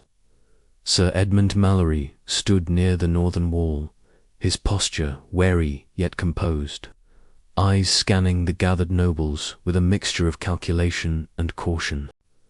The transition from loyal Lancastrian to reluctant Yorkist had not been kind to him. Here, in the heart of enemy territory, every glance felt like a blade's edge. Lord Richard Devereux, the cold architect of York's ascendancy, presided over the gathering with an imperious air. His sharp features, framed by a crown of dark hair streaked prematurely with grey, betrayed no hint of emotion beyond a calculating chill. Edmund had met him once before, a brief encounter laden with veiled threats and thinly veiled promises. Tonight, as Devereux surveyed his court like a spider surveying a web, Edmund felt the full weight of his antagonist's gaze, an unspoken reminder that power was a game played at ruthless stakes. Amid the throng, Lady Eleanor Mallory moved with grace, her eyes sharp beneath her veil. The court had become a labyrinth for her as well, a place where every whispered word might carry consequences. Her secret correspondence a series of carefully coded letters to a Yorkist sympathizer was a precarious thread connecting her to unseen allies. Threads that could either bolster Edmund's fragile standing or unravel it completely. Tonight, her resolve faltered beneath the burden of divided loyalty. Earlier in the day, Eleanor had stolen away to a small chamber near the servants' quarters, a modest room where the scent of burning tallow clung to the air. Heart-pounding, she slipped a folded letter beneath a loose floorboard, her hands trembling as footsteps echoed faintly in the corridor. The risk of discovery was immense. If the wrong eyes found her secret, it could mean ruin not only for Edmund but for their entire family. Yet the need to influence Yorkist politics from within to protect her husband's position compelled her onward. Meanwhile, tensions simmered openly at the feast. Sir Thomas Grey, his scarred visage illuminated by the glow of the hearth, prowled the edges of the gathering. His eyes, like sharpened flint, found Edmund's across the crowded hall. There was no need for words. The silent challenge was clear. Their personal vendetta, rooted in a bitter duel and compounded by the wider war, was a constant undercurrent to the political intrigue. Grey represented the unforgiving reality of ambition unchecked, a reminder that Edmund's choices had placed him in the crosshairs of men who saw no room for mercy. As the night deepened, Edmund found a moment of respite in the castle courtyard. The chill of the evening air bit at his skin, but the moon's pale light revealed the steadfast presence of Eleanor beside him. Their conversation was hushed, voices low enough to be swallowed by the night. "The court is a dangerous place," Edmund murmured, the weight of his doubts heavy in his tone. Eleanor nodded, her eyes reflecting the fragile hope that still lingered despite the darkness. "We tread a fine line, Edmund. One misstep, and all is lost." Their hands met briefly, a silent pact of resilience and shared burden. Yet beneath the surface lay unspoken fears of betrayal, of loss, and of the compromises that survival demanded. Back inside, the web of intrigue tightened. Rumors whispered through the corridors, alliances shifted like sand, and every gesture held a double meaning. Edmund's strategic mind worked tirelessly, passing threats and opportunities alike. But the price was steep. Loyalty was no longer a simple matter of honor. It was a currency, a weapon, and occasionally a shackle. Lady Eleanor's secret letters became a focal point of suspicion. A careless glance from a curious servant, a hushed conversation overheard risked exposing their precarious position. Edmund found himself torn between gratitude for her cunning and frustration at the dangers it invited. The chapter closed on a note of simmering tension. Edmund stood at the crossroads of ambition and survival, surrounded by enemies and uncertain allies. The court was a spider's nest, and every step could mean entrapment or escape. As he prepared for the battles both political and personal that lay ahead, the question loomed: could he preserve his integrity amid the treacherous tides, or would he be consumed by the very web he sought to navigate? The night deepened, and with it, the shadows of doubt and danger. Edmund's story was far from over, but the path forward was veiled in uncertainty, promising trials that would test the very core of his being. The game of power had begun anew, and the stakes had never been higher. The dawn broke over the rolling hills of Tewkesbury, the chill mist still lingering in the air like a ghostly shroud. Sir Edmund Mallory stood at the crest of a small rise, his armour dulled by the morning dew, his keen eyes scanning the horizon where the Yorkist banners flickered in the pale light. Around him, his men loyal but wary prepared for the battle to come, tightening straps and whispering hurried prayers. The air was thick with tension, the scent of damp earth mingling with the metallic temps of sharpened blades. Edmund's heart beat a steady drum of grim determination. This was no mere skirmish. It was a decisive engagement that could tip the fragile balance of power in this fracturing land. He thought of Lady Eleanor and the fragile peace that had so far shielded his family. He thought of his father's tales of chivalry, now shattered by the cruel realities of civil war. His grip tightened on the hilt of his sword as he gave the order to prepare for advance. The sun barely pierced the grey veil of dawn when the first arrows darkened the sky, a sudden cruel rain that screamed towards them with deadly intent. The ambush was sprung with merciless precision. Horses reared and screamed. Men cried out as shafts found flesh and bone. The ground beneath their feet turned to mud, slick with blood and sweat, as chaos erupted like a tempest. Edmund shouted commands, his voice cutting through the cacophony as he rallied his men to hold the line. Steel clanged against steel in a brutal symphony of war. Faces twisted with pain and rage passed before him, friends and foes alike caught in the deadly dance. The Yorkist forces, led by the ruthless Lord Richard Devereux, pressed relentlessly, their cold ambition fueling their savage assault. Amidst the turmoil, Edmund caught sight of Sir Thomas Grey, his scarred adversary leading a ferocious charge that threatened to break their ranks.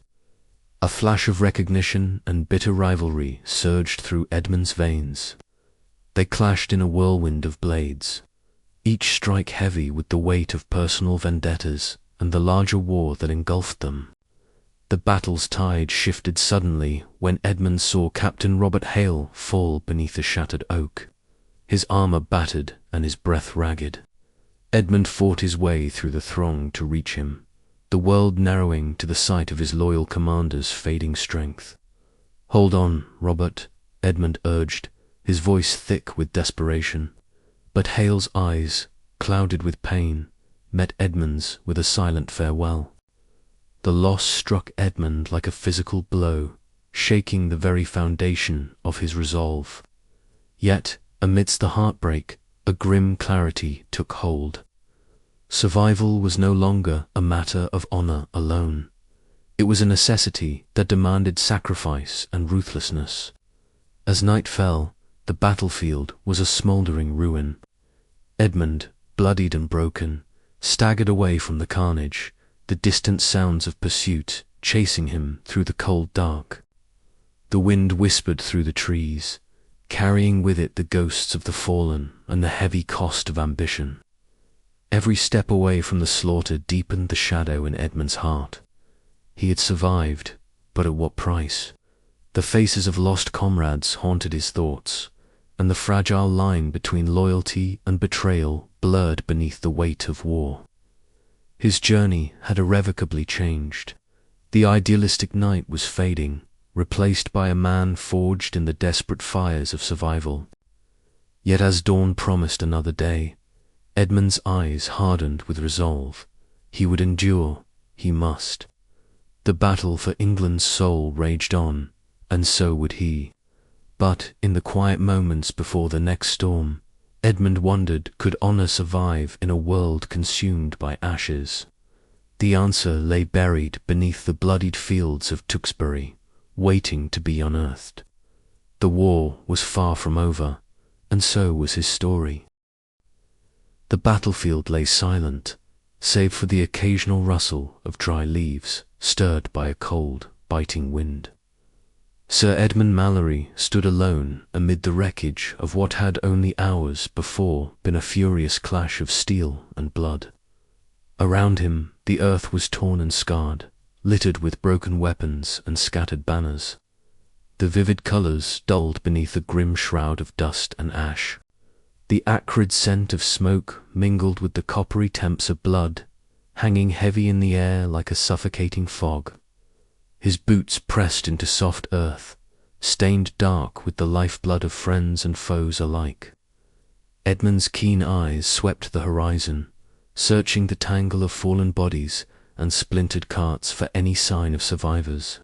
But the field was mercilessly quiet. The sun dipped low, its golden light fading into the shrouded dusk, casting long shadows that stretched like fingers across the desolation.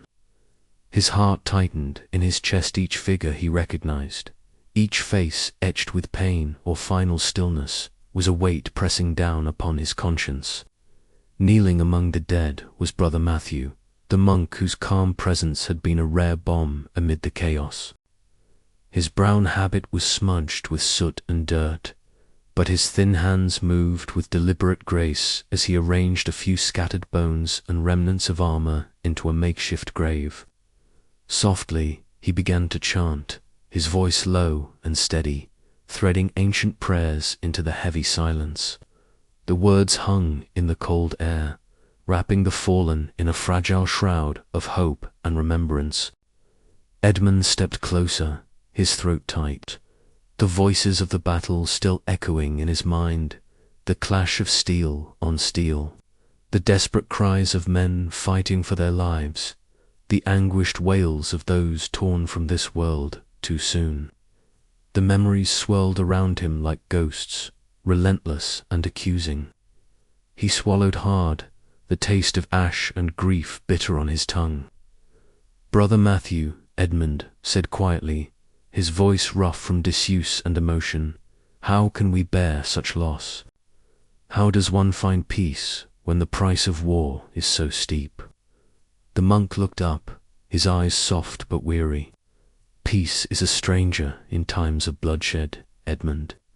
But faith is the lantern we carry through the darkest nights. It does not erase sorrow, but it guides us beyond it." Edmund's gaze dropped to the ground, where a battered shield lay half buried beside the grave. The emblem of Lancaster was barely discernible beneath the grime and dents. In that moment, The idealism that had once fueled his loyalty seemed fragile and distant. The war was no longer a matter of honor or righteous cause. It was a brutal calculus of survival and sacrifice.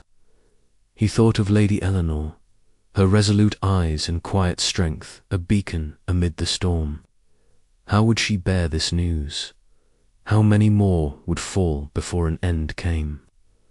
The thought tightened his chest with a mixture of fear and determination. Yet, beneath it all, a shadow crept, an unsettling hint that the path forward might demand choices he could scarcely imagine. The wind picked up, rustling the leaves and carrying the faint cries of crows circling overhead. Edmund shivered, not from the cold, but from the weight of a dawning realization. The war was far from over, and the man he had been was slipping away, replaced by someone forged in the crucible of loss and necessity. As twilight deepened, Edmund and Brother Matthew made their way back to the encampment. The campfires burned low, flickering weakly against the gathering darkness. Around them, soldiers nursed wounds and quietly mourned, their faces etched with exhaustion and despair. The night was heavy with unspoken fears and the fragile hope that dawn might bring a reprieve. Settling beside a dying fire, Edmund drew his cloak tighter and glanced at the monk. "Tell me, brother, is it madness to hope? Or is hope the only madness left to us?" Matthew's eyes met his, steady and sure. "Hope is the seed from which courage grows, even in the bleakest soil. You carry it still, Edmund, though it may feel buried beneath the ashes." The knight closed his eyes, the flickering flames casting dancing shadows across his weathered face. The echoes of the fallen surrounded him, their silent voices urging him forward. He knew the road ahead would demand all he had and more. But in this moment of shared solitude and reflection, a fragile ember of resolve kindled within him. The battle had taken much, but it had not yet claimed his spirit, not entirely. Yet, as the fire sputtered and dimmed, a new uncertainty settled over Edmund's heart. How far would he bend to survive? At what cost would honor be sacrificed for life? The questions gnawed at him, relentless and unforgiving, as the night deepened around the weary survivors. The war was no longer a distant storm. It was the very air they breathed, the ground beneath their feet, the shadows that stretched long into the future. And Edmund Mallory stood at its heart, a man transformed by loss, caught between the flickering light of hope and the encroaching darkness of despair. Outside the camp, the first stars blinked awake in the vast, indifferent sky. Somewhere beyond the hills, the drums of conflict beat on, relentless and unyielding, and Edmund, burdened yet unbroken, prepared to face whatever dawn might bring. The evening air hung heavy within the stone walls of Mallory Hall, a silence punctuated only by the faint crackle of the hearth's dying embers. Sir Edmund Mallory sat brooding in the great chamber, his gaunt face half illuminated by the flickering candlelight. His keen eyes, usually so guarded and resolute, now reflected a rare uncertainty, like a man standing on the edge of a precipice, unsure whether to step forward or retreat. Across from him, Lady Eleanor stood tall, her elegant frame silhouetted against a darkened window. The moon's pale light traced the curves of her resolute features, eyes sharp and unyielding. Between them lay a tension as palpable as steel drawn in battle, forged from secrets and distrust that neither dared fully voice. "Edmund," Eleanor began, her voice low yet firm, "you cannot afford to ignore the currents shifting beneath our feet. The Yorkists grow bolder. I have seen the letters whispers of alliance, promises made in shadows. If we do not act, we will be cast aside like refuse when the tide turns." Edmund's jaw tightened. "I am aware of the danger, Eleanor, But survival demands caution, not reckless gambits. Our loyalty lies with Lancaster still. To betray now would be to risk everything, our honor, our family's name. Honor, she repeated softly, stepping closer. Is honor worth death? Your lord is betrayed, our lands threatened. We skirt the edge of oblivion, and yet you cling to ideals that no longer shield us. I do what I must to protect us all, even if that means speaking with those you would call enemies. The words struck Edmund like a cold blade. He looked away, out toward the battlements, where the night sky stretched bleak and unyielding. I fear your counsel risks more than you admit. A single misstep, a letter found, and all we hold dear is lost. Eleanor's eyes softened for a moment, but the resolve remained. Better to act than to wait for ruin to claim us. Their fragile dialogue was shattered by a sudden, hurried knock at the chamber door.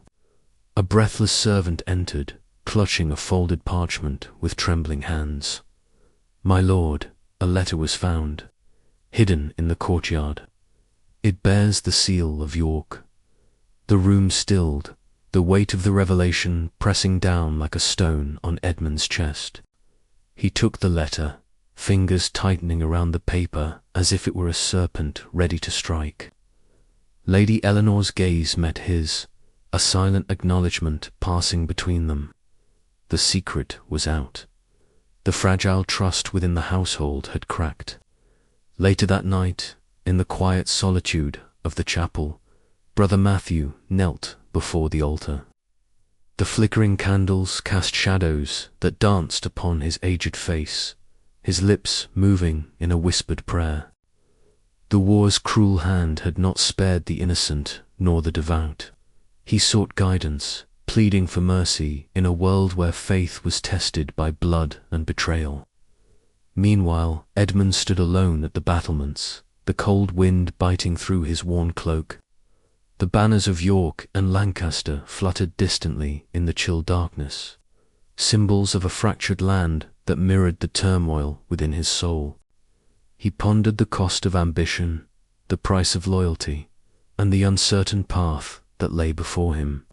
The walls of Mallory Hall, once a sanctuary, now seemed a prison forged from divided hearts and dangerous secrets. Edmund knew that the choices made in the coming days would shape not only his fate but the legacy of all he held dear. As the first light of dawn crept over the horizon, casting a pale glow upon the scarred earth, a single question haunted him. Could a house so divided stand against the gathering storm? The war outside was not the only battle to be fought. Within these walls, trust was a fragile thread, and the slightest unraveling threatened to send all into ruin. Edmund's pragmatic resolve wavered as the shadows of doubt lengthened, and the path forward blurred into a perilous maze of loyalty, ambition, and survival. And yet, amid the uncertainty, a flicker of determination burned. For if the Mallory name was to endure, it would be forged not through blind honor, but through the ruthless clarity demanded by a world consumed by war. The night was far from over, and the house divided within would soon face the reckoning that history had long foretold. With a deep breath, Edmund turned from the battlements, steeling himself for the trials to come. The fragile peace within his home had shattered, and the game of power was entering its deadliest phase. The choices made now would echo through the halls of time, and the ashes of the crown would bear witness to the cost of ambition and the resilience of a man caught between loyalty and survival. The candle flickered once more before sputtering out, leaving the chamber cloaked in darkness. And in the silence, the war whispered on. The great hall of York's court was a cavernous expanse, its high vaulted ceilings lost in shadow, but for the flickering torchlight that cast long dancing shapes upon the stone walls.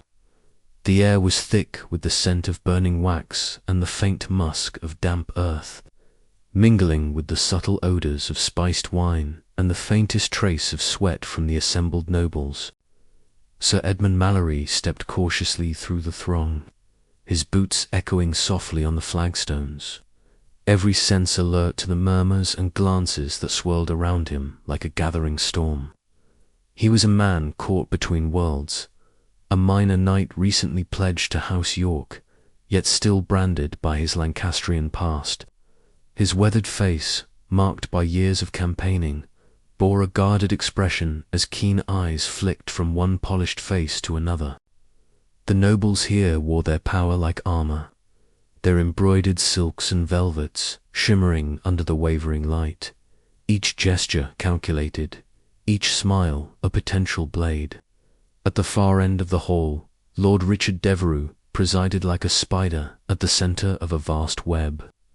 The sharp lines of his face were carved in shadow and light, his cold, calculating eyes sweeping the room with a predator's precision. Edmund felt those eyes settle upon him, weighing, measuring, dissecting. It was a silent challenge, one that demanded more than mere words. Approaching the seat of power, Edmund was intercepted by a cluster of courtiers, their conversations halting as he neared. Polite greetings masked sharp undertones. Compliments were veiled threats. Edmund's throat tightened. The game was merciless, and he was a new player, untested in these perilous waters. As the evening wore on, Edmund found himself summoned to a private chamber, where the flicker of candlelight revealed Lord Richard in full. The room was small, lined with dark tapestries depicting scenes of conquest and dominion, the air heavy with the scent of burning tallow and old parchment. Devereux's voice was low, each word deliberate. "Sir Edmund, your arrival here is noted with interest. York does not tolerate weakness. Loyalty is not merely professed, it is proved in deeds." His eyes glinted with a sharpness that cut deeper than any sword. "Tell me, are you prepared to cast off the shadows of your past and embrace the future we forge? Or will you remain shackled by honour that serves no man but yourself?" Edmund's jaw clenched. The question was a gauntlet thrown, an invitation to betray or be broken. He knew survival demanded pragmatism, yet the sting of compromise gnawed at his conscience. Meanwhile, outside the formalities of the court, Lady Eleanor moved with quiet purpose. In a dim corner of the courtyard, beneath the ancient oaks whose branches clawed at the night sky, she exchanged a folded note with a cloaked figure. Her eyes, resolute yet shadowed with anxiety, scanned the surroundings before slipping the parchment into her sleeve. The secret correspondence was a fragile lifeline, a thread pulling at the fabric of loyalty that bound her family. Each whispered word risked exposure, and with it, ruin. Her heart pounded with the knowledge that the fate of Edmund and their lineage might hinge upon this dangerous game of shadows. Back in the hall, Edmund found moments of solitude, scarce but precious. On a stone balcony that overlooked the courtyard, the chill of the night air bit through his cloak. The revelry within was muffled behind thick walls. Laughter and music seemed distant, almost unreal. His breath rose in white clouds as he gazed out over the darkened landscape, the weight of the court's intrigues settling upon him like a leaden shroud. He thought of the men he had lost, the ideals eroding beneath the relentless tide of ambition and betrayal. The Spider's Court was no place for the faint-hearted or the upright. Here, every alliance was a thread in a web that might just as easily strangle as support. A sudden noise drew his attention, the faint scuff of footsteps below. Edmund's hand instinctively went to the hilt of his sword, but the figure that emerged from the shadows was Lady Margaret Beaufort.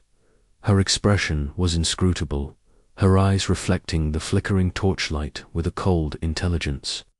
"Sir Edmund," she said softly, "be mindful where your loyalties lie. In this court, the line between friend and foe is thinner than a razor's edge. Her words were both warning and prophecy, a reminder that in the pursuit of power, morality was often the first casualty. As the night deepened, Edmund was left to navigate a labyrinth of whispered threats and veiled promises. Each smile concealed a dagger. Each handshake might be the last. The ambition that Lord Richard Devereux wielded like a weapon was a poison that seeped into every corner of the court, corrupting trust and twisting alliances. Edmund's resolve hardened. To survive, he must learn to weave his own web, to balance honor against necessity. Yet the cost was clear. Every step deeper into this world risked the loss of the very self he struggled to preserve. The court's shadows lengthened, and the spider watched. Edmund's thoughts spiraled back to Lady Eleanor's secret note, to the fragile hope and peril it represented. The game was set, the pieces moving inexorably toward a reckoning that none could avoid. In the heart of York's court, power was a flame that consumed all who dared approach it unguarded. And Edmund Mallory, once a minor knight of simple loyalty, now stood at a crossroads where ambition and survival demanded the ultimate price. The night whispered of treachery yet to come, and the spider's web tightened inexorably around its prey. The dawn was a pale promise as Sir Edmund Mallory arrived at the clearing, the early mist swirling low over the grass like a restless spirit. The air was cold, sharp with the residue of night, and the only sound was the distant, mournful caw of crows perched high in skeletal trees. Edmund's breath came out in steady plumes as he tightened his grip on the sword at his side. Across the glade, the silhouette of Sir Thomas Grey emerged, tall and formidable, his scarred face set in a grim mask of determination. They had not met in honest combat since the duel that had first sparked their bitter enmity, and now the weight of years and bloodshed pressed heavily between them. Their rivalry was no longer merely a personal vendetta, but had become a symbol of the wider conflict tearing England apart. Loyalty to House Lancaster clashing with the ambitions of York, honor confronting survival. Thomas's voice broke the silence, low and venomous. "Mallory, I see your allegiances have shifted as the wind blows, but some debts cannot be forgotten." Edmund held his gaze steady, nor can old wounds heal with empty words. "Grey, today we settle this, once and for all." The two knights drew their swords in unison, the steel catching the faint light as it was lifted to meet the other. The first clash rang out, sharp and resonant, the sound slicing through the stillness of the morning. Edmund felt the familiar sting of adrenaline surge through his veins, a bitter taste of the past mingling with the present urgency. Each strike was a conversation in itself, accusations, regrets, and the unspoken truths of their shared history. Edmund parried a vicious blow, feeling the thud of the impact ripple up his arm. Thomas pressed forward, relentless, his movements fueled by years of anger and ambition. "You fight like a man who has lost his way," Thomas snarled, eyes flashing with contempt. "Better lost than blinded by foolish loyalty," Edmund shot back, sidestepping a deadly thrust. The duel stretched on, a brutal dance of steel and will. Edmund's muscles ached, his breath coming in ragged gasps, but he refused to yield. Each parry and strike was a testament to his resolve, a struggle not only for victory but for the soul of a man caught between clashing worlds. Suddenly, Thomas landed a fierce blow that sent Edmund staggering backwards, the sword nearly slipping from his grasp. The shock of the near defeat surged through Edmund, but it ignited a grim determination. He straightened, eyes narrowing, and met Thomas' next attack with renewed vigor. The battle wore on, the forest around them silent except for the clash of blades and the heavy sound of their breathing. Edmund sensed the tide turning as Thomas faltered, exhaustion creeping into his movements. With a swift, decisive strike, Edmund disarmed his rival, the sword skittering across the grass. Thomas fell to his knees, chest heaving, and the silence that followed was thick with unspoken words. Edmund stood over him, sword at the ready, the weight of choice heavier than the blade in his hand. For a moment, Edmund hesitated, the memory of shared pasts and the cost of ambition pressing down on him. Then, slowly, he lowered his sword. "This ends here," he said quietly. "But know this, I will not be your pawn in this war." Thomas looked up, eyes blazing with a mixture of hatred and grudging respect. "We shall see, Mallory, we shall see." As Edmund turned away from the clearing, the morning sun broke through the mist, casting long shadows that stretched like fingers across the land. The duel had settled nothing, but had drawn a line between past and future, between loyalty and survival, between honor and the harsh realities of a kingdom in turmoil. Edmund's heart was heavy, burdened with the knowledge that this war was far from over, and that every choice carried a price. Yet beneath the weight of regret, a steely resolve took root. To survive, he must be more than a knight of honor. He must be a man tempered by necessity, willing to face the darkness if it meant protecting those he loved. The road ahead was uncertain, fraught with peril and betrayals yet to come.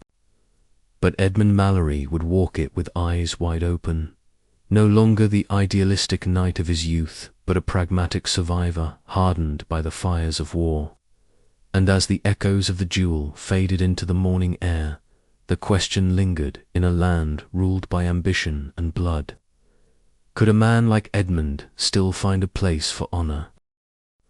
The flickering candlelight cast long shadows against the cold stone walls of the Mallory estate's war chamber, where Lady Eleanor sat hunched over a cluttered table strewn with parchments and hastily scrawled notes. Her fingers trembled slightly, not from fear but from the mounting urgency that gripped her heart. The intercepted letters lay before her, their cryptic seals broken, revealing a web of deceit woven by enemies cloaked in false loyalty. She traced the inked words with sharp eyes, each line a thread connecting to a darker plot aiming to bring ruin upon her husband, Sir Edmund Mallory. Outside, the wind howled through the narrow streets of their besieged manor town, carrying with it the distant clamour of restless soldiers and the whispered rumours of rebellion. Eleanor's mind raced as she pieced together the fragments of betrayal. The names mentioned the veiled hints of traitors within their own ranks sent a chill through her. This was no mere rumour. It was a calculated scheme to frame Edmund, to sever him from his allies and leave him vulnerable to the relentless ambition of Lord Richard Devereux.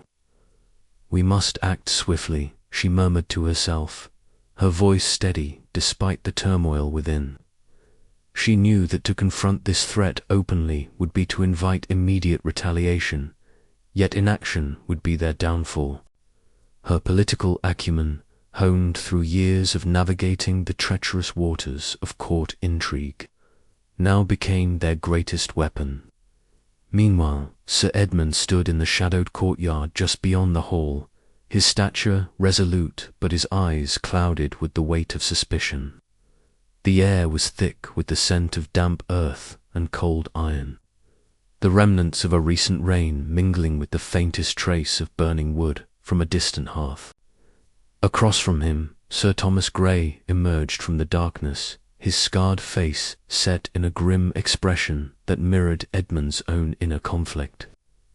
"You have no proof, Grey," Edmund said quietly, his voice carrying the steady timbre of a man accustomed to command, yet tinged with weary caution. "And yet you press these accusations as if they were truth. Why?" Sir Thomas's eyes glinted in the gloom, a mixture of contempt and ambition fueling his words. "Because truth is often buried beneath the lies we tell ourselves, Mallory." the York will rise, and those who stand in the way will be swept aside. The tension between them crackled like lightning in a storm, the duel of words as sharp as any blade. It was not merely personal enmity, but a reflection of the wider war that tore the land asunder. Edmund clenched his jaw, knowing that survival meant more than honor. Now it meant cunning, alliances, and the willingness to walk through shadows where light dared not reach. Far from the Mallory estate, within the smoke-laden chamber of Yorkist power, Lord Richard Devereux sat upon a heavy oaken chair, his posture rigid, eyes cold and calculating. Around him, his retainers whispered and schemed, their voices hushed but brimming with the venom of political ambition. Devereux's gaze swept the room, measuring each man and woman, each potential tool or threat. "The time grows short," he intoned, voice low but commanding. "Mallory's influence must be broken. Let the traitors within his circle be unmasked and crushed. We will tighten the noose until he has no refuge left." His words were like a blade, sharp and merciless. The court responded with nods and murmured affirmations, a dark tide of conspiracy swelling beneath the surface of civil war. Devereux's resolve embodied the corrupting hunger for power that had claimed so many souls before. Back in the Mallory household, the firelight flickered softly in the great hall where Lady Eleanor and Edmund met in quiet conference. The room was thick with the scent of burning oak and aged leather, a stark contrast to the storm brewing beyond their walls. Their voices were low, weaving plans and counterplans with the intimacy born of shared trials. "You cannot trust even those sworn to your cause," Eleanor warned, her eyes steady and fierce. "But neither can you afford to become what you fight against." Edmund nodded, the lines of fatigue etched deep upon his face. "Your counsel is my anchor, Eleanor. Without you, I would be lost in these tides of treachery." A fragile silence settled between them, broken only by the crackle of the fire and the distant echo of a night watchman's call. In that moment, amid whispered strategies and unspoken fears, they forged a bond of resolve stronger than steel a shield against the encroaching shadows. As dawn approached, the wheels of fate turned inexorably. Lady Eleanor's deft maneuvering exposed the conspirators, revealing their plots to key allies and forcing a swift purge of traitors within their midst. Edmund's position was preserved, yet the victory was bittersweet. The fragile trust that held their world together had been shattered, replaced by wary alliances and the ever-present spectre of betrayal. The chapter closed on Edmund standing alone atop the battlements, the first light of day casting long shadows over a land scarred by ambition and war. His heart was heavy, burdened by the knowledge that in this crucible of power, survival demanded sacrifices that no code of honor could fully sanctify. In the shadows, he whispered to the wind, "We must learn to walk, or be consumed by the flames of deceit." And with that, the game continued relentless, unforgiving, and deadly. The cold dawn seeped through the narrow windows of the war room, casting long fingers of pale light that barely illuminated the battered wooden table strewn with maps, sketches, and hastily scribbled notes. Sir Edmund Mallory stood over the table, his keen eyes scanning the intricate lines that marked roads, rivers, and enemy encampments. Beside him, Captain Robert Hale traced a finger along a winding path leading through the dense woodlands to the east. "The convoy moves at first light," Hale murmured, his voice low but steady. "If we strike before they reach the ford, we can cut off their supplies and force a retreat." Edmund nodded, the weight of the plan settling firmly on his shoulders. Every detail mattered: the timing, the terrain, the loyalty of the men who would follow him into the fray. The stakes were higher than ever. The fragile balance of power in this fractured land could tip with a single victory or defeat. Lady Eleanor's soft footsteps approached, her presence a quiet bomb amid the brewing storm. She glanced at the maps, her eyes sharp with understanding. "A daring raid," she said, "but the risk are your men ready?" He met her gaze, the flicker of candlelight catching the guarded resolve in his expression. "They must be," he replied. "We have little choice." As the first light of day broke, cloaking the world in shades of grey, Edmund led his men through the tangled forest, the air thick with the scent of damp earth and pine. The horses moved silently, their hooves muffled by the thick carpet of fallen leaves. Every shadow seemed alive with danger, every rustle a potential threat. The convoy appeared just as the sun crested the horizon, a small cluster of wagons, guarded by weary soldiers, unaware of the fate closing in upon them. Edmund signalled, and the attack erupted with sudden ferocity. Steel clashed against steel, men shouted battle cries, and the forest echoed with the chaos of combat. In the heart of the fray, Edmund fought with a grim determination, his sword flashing as he defended a wounded comrade. Yet the victory was marred by the grievous injury of Captain Hale, who collapsed, blood darkening his tunic. Edmund caught his friend's gaze, a silent promise passing between them. This war demanded sacrifices no man wished to make. The aftermath was a tangle of triumph and loss. Supplies seized, enemy morale shattered, yet the cost weighed heavily. Lady Eleanor tended to Edmund's wounds that evening, her touch gentle but her eyes shadowed with worry. "You cannot bear this burden alone," she whispered.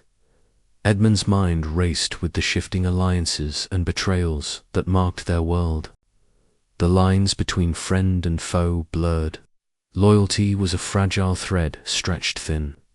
Meanwhile, in the cold halls of Yorkist power, Lord Richard Devereux received the news with a cold fury that tightened his jaw.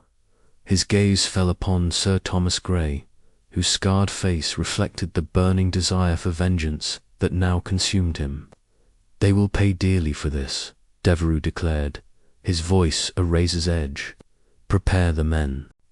We will show them that ambition unchecked is a peril they cannot withstand."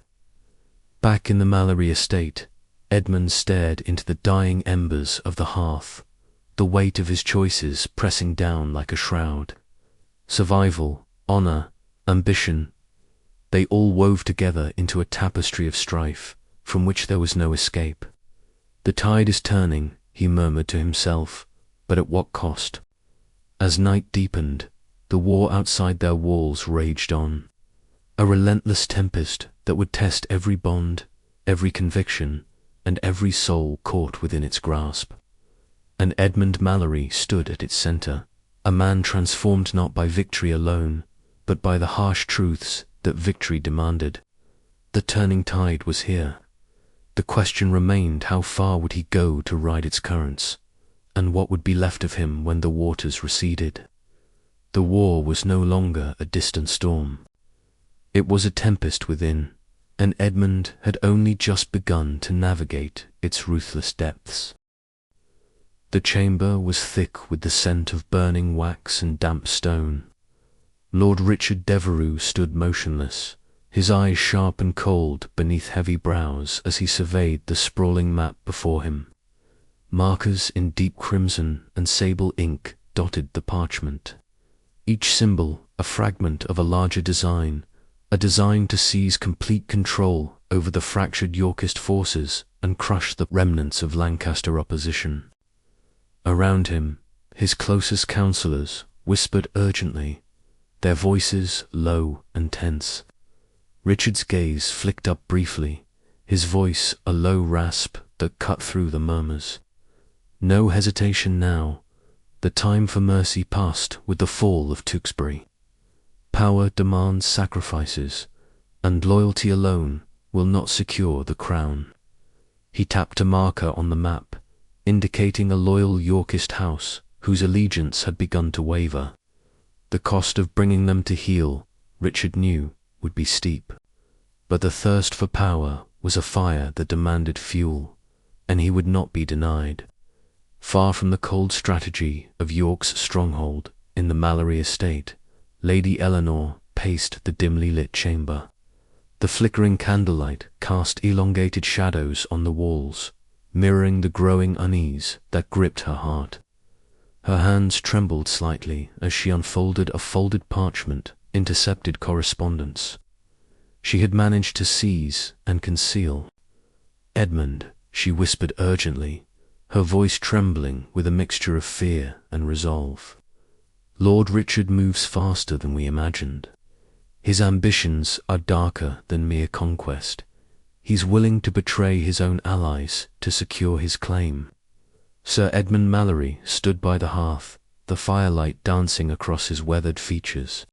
His keen eyes reflected the turmoil within him, the conflict between his loyalty to York, now a necessity, and the growing dread that his family's safety hung by a fragile thread. "We must be ready," Edmund said quietly, voice heavy with reluctant acceptance. "If Richard's path is paved with betrayal, then we must guard against the knives hidden in every shadow." Outside, a storm had gathered, the sky bruised with swollen clouds that grumbled low warnings of the tempest to come. Edmund and Captain Robert Hale rode hard through the night, their horses' hooves churning the muddy earth beneath a relentless downpour. Thunder cracked like cannon fire, and sheets of rain blurred the outlines of the dense woods that closed in around them. "Faster, Robert," Edmund urged, his breath ragged, muscles straining against the saddle. "If we're too late, all will be lost." The urgency of their mission hammered in their chests. A betrayal had been uncovered, a planned ambush orchestrated by those who once wore the Yorkist livery in good faith. The Mallory estate, their home, and all they held dear, were now targets in a deadly game of ambition and power. As dawn broke, dripping and cold, the men arrived to find the estate's outskirts aflame. Smoke curled into the sky like a black serpent. The air was thick with the acrid sting of burning wood and fear. Edmund's heart clenched as he rallied his weary men, determination hardening his features. The cost of ambition was laid bare before him, and survival demanded more than courage. It demanded sacrifice. Amid the ruins, a shadow loomed. Sir Thomas Grey emerged from the haze, his scarred face set in a grim expression. The personal vendetta between him and Edmund had never been far from the surface, but today it was sharpened to a blade's edge. "You survive yet another day, Mallory," Thomas sneered, his voice rough with bitterness. "But tell me, what price will you pay for this survival? Honor or blood?" Edmund met his gaze steadily, sword half drawn. "The price is high, Thomas, but I will pay it to protect what little remains of my family." The acrid smoke swirled around them as the distant cries of the wounded echoed, a haunting reminder of ambition's true cost. In this fractured land, loyalty was a fragile thing, and power was a poison that spared no one. As the sun rose, casting a pale light over the smouldering landscape, Edmund understood that the war's true battle was not fought only on fields of blood, but within the hearts of men, and the choices made here would echo far beyond the ashes of a single day. Yet even in the darkest hour, a flicker of resolve kindled within him, a stubborn flame that refused to be extinguished. The war might claim much, but Edmund Mallory would not yield without a fight. And somewhere deep within the corridors of power, Lord Richard Devereux smiled coldly, already plotting the next move in the deadly game that would decide England's fate. The cost of ambition was clear. The question was whether Edmund could survive it. The shadows lengthened, and the game of crowns continued, its players bound by blood, betrayal, and the relentless hunger for power. The night was far from over, and the true cost had yet to be paid. The cold stone walls of the chamber seemed to close in on Sir Edmund Mallory as he faced Lord Richard Devereux across the narrow table, the flickering candlelight casting long, sinister shadows that danced with the unease, thickening the air. Every muscle in Edmund's body was taut, the weight of the choice before him anchoring his heart with a suffocating heaviness. Lord Richard's eyes, sharp and unyielding, met Edmund's with a chilling certainty. "You understand the stakes, Sir Edmund," he said softly, voice low but edged with steel. "Your loyalty to Lancaster has served its time. The tide has turned. Join me, and you will not only survive, you will thrive. Refuse, and all you hold dear will be lost in the flames of this war." Edmund's mind raced. The faces of his family flashed before him, Lady Eleanor's resolute gaze, the hopeful eyes of his children, the trusted counsel of Brother Matthew. Yet the reality was cruel and unrelenting. The Lancastrian banner was bleeding out, betrayal festering within its ranks, and enemies closing in from all sides. His voice was barely a whisper. "And what of honour, my lord? What of the oaths sworn in blood and faith?" Devereux's smile was thin, devoid of warmth. "Honour is a luxury for those who can afford it. Today, survival is the only truth." The room seemed to grow colder. Edmund's hand trembled slightly as he reached into his breast, fingers brushing the worn leather pouch containing the ring his father had given him, a silent emblem of loyalty and hope. Could he betray that legacy? Could he betray himself? Meanwhile, in a shadowed corner of their modest household, Lady Eleanor sat hunched over a hastily scrawled letter, the candles flicker, threatening to snuff out the fragile light. Her hands shook as she reread the words, a secret correspondence from a Yorkist. Sympathizer warning of imminent danger to Edmund. The knowledge that her own heart was caught between fierce love and political necessity weighed heavily upon her. "We cannot afford mistakes," she murmured to herself, the quiet determination settling in her eyes. She would protect her husband, no matter the cost. Outside the manor walls, a grey sky hung low, heavy with the promise of rain, as Sir Thomas Grey awaited Edmund in the muddy courtyard. The scarred knight's face was a map of bitterness and long-held grievances. Their duel was inevitable, a violent echo of the bitter war raging beyond their personal vendetta. Steel clashed in a harsh, metallic rhythm, sparks flying with every strike. Edmund's breath came in ragged bursts, each parry and riposte a desperate calculus between survival and principle. The duel was not merely of swords, but of wills, two men embodying the fracturing loyalties and ambitions tearing England apart. After the brutal confrontation, bruised and bloodied, Edmund retreated to the solace of the monastery garden where Brother Matthew awaited. The monk's presence was a balm to Edmund's tortured soul, the soft rustling of leaves and distant chimes of the abbey bells marking a stark contrast to the chaos of war. "My son," Matthew said gently, placing a worn hand on Edmund's shoulder, "the path you tread is shadowed and perilous, but even in darkness there is a flicker of light. Seek it, and perhaps your soul may yet find peace." Edmund closed his eyes, the weight of his impending betrayal settling like a stone in his chest. The choice was agonizing but undeniable: forsake honor to save what remained of his family and himself, or cling to a dying ideal and perish with it. As dawn broke over the war-torn land, Edmund Mallory made his decision. The world he knew was ending, and from its ashes, a new, darker chapter of his life would rise. But at what cost?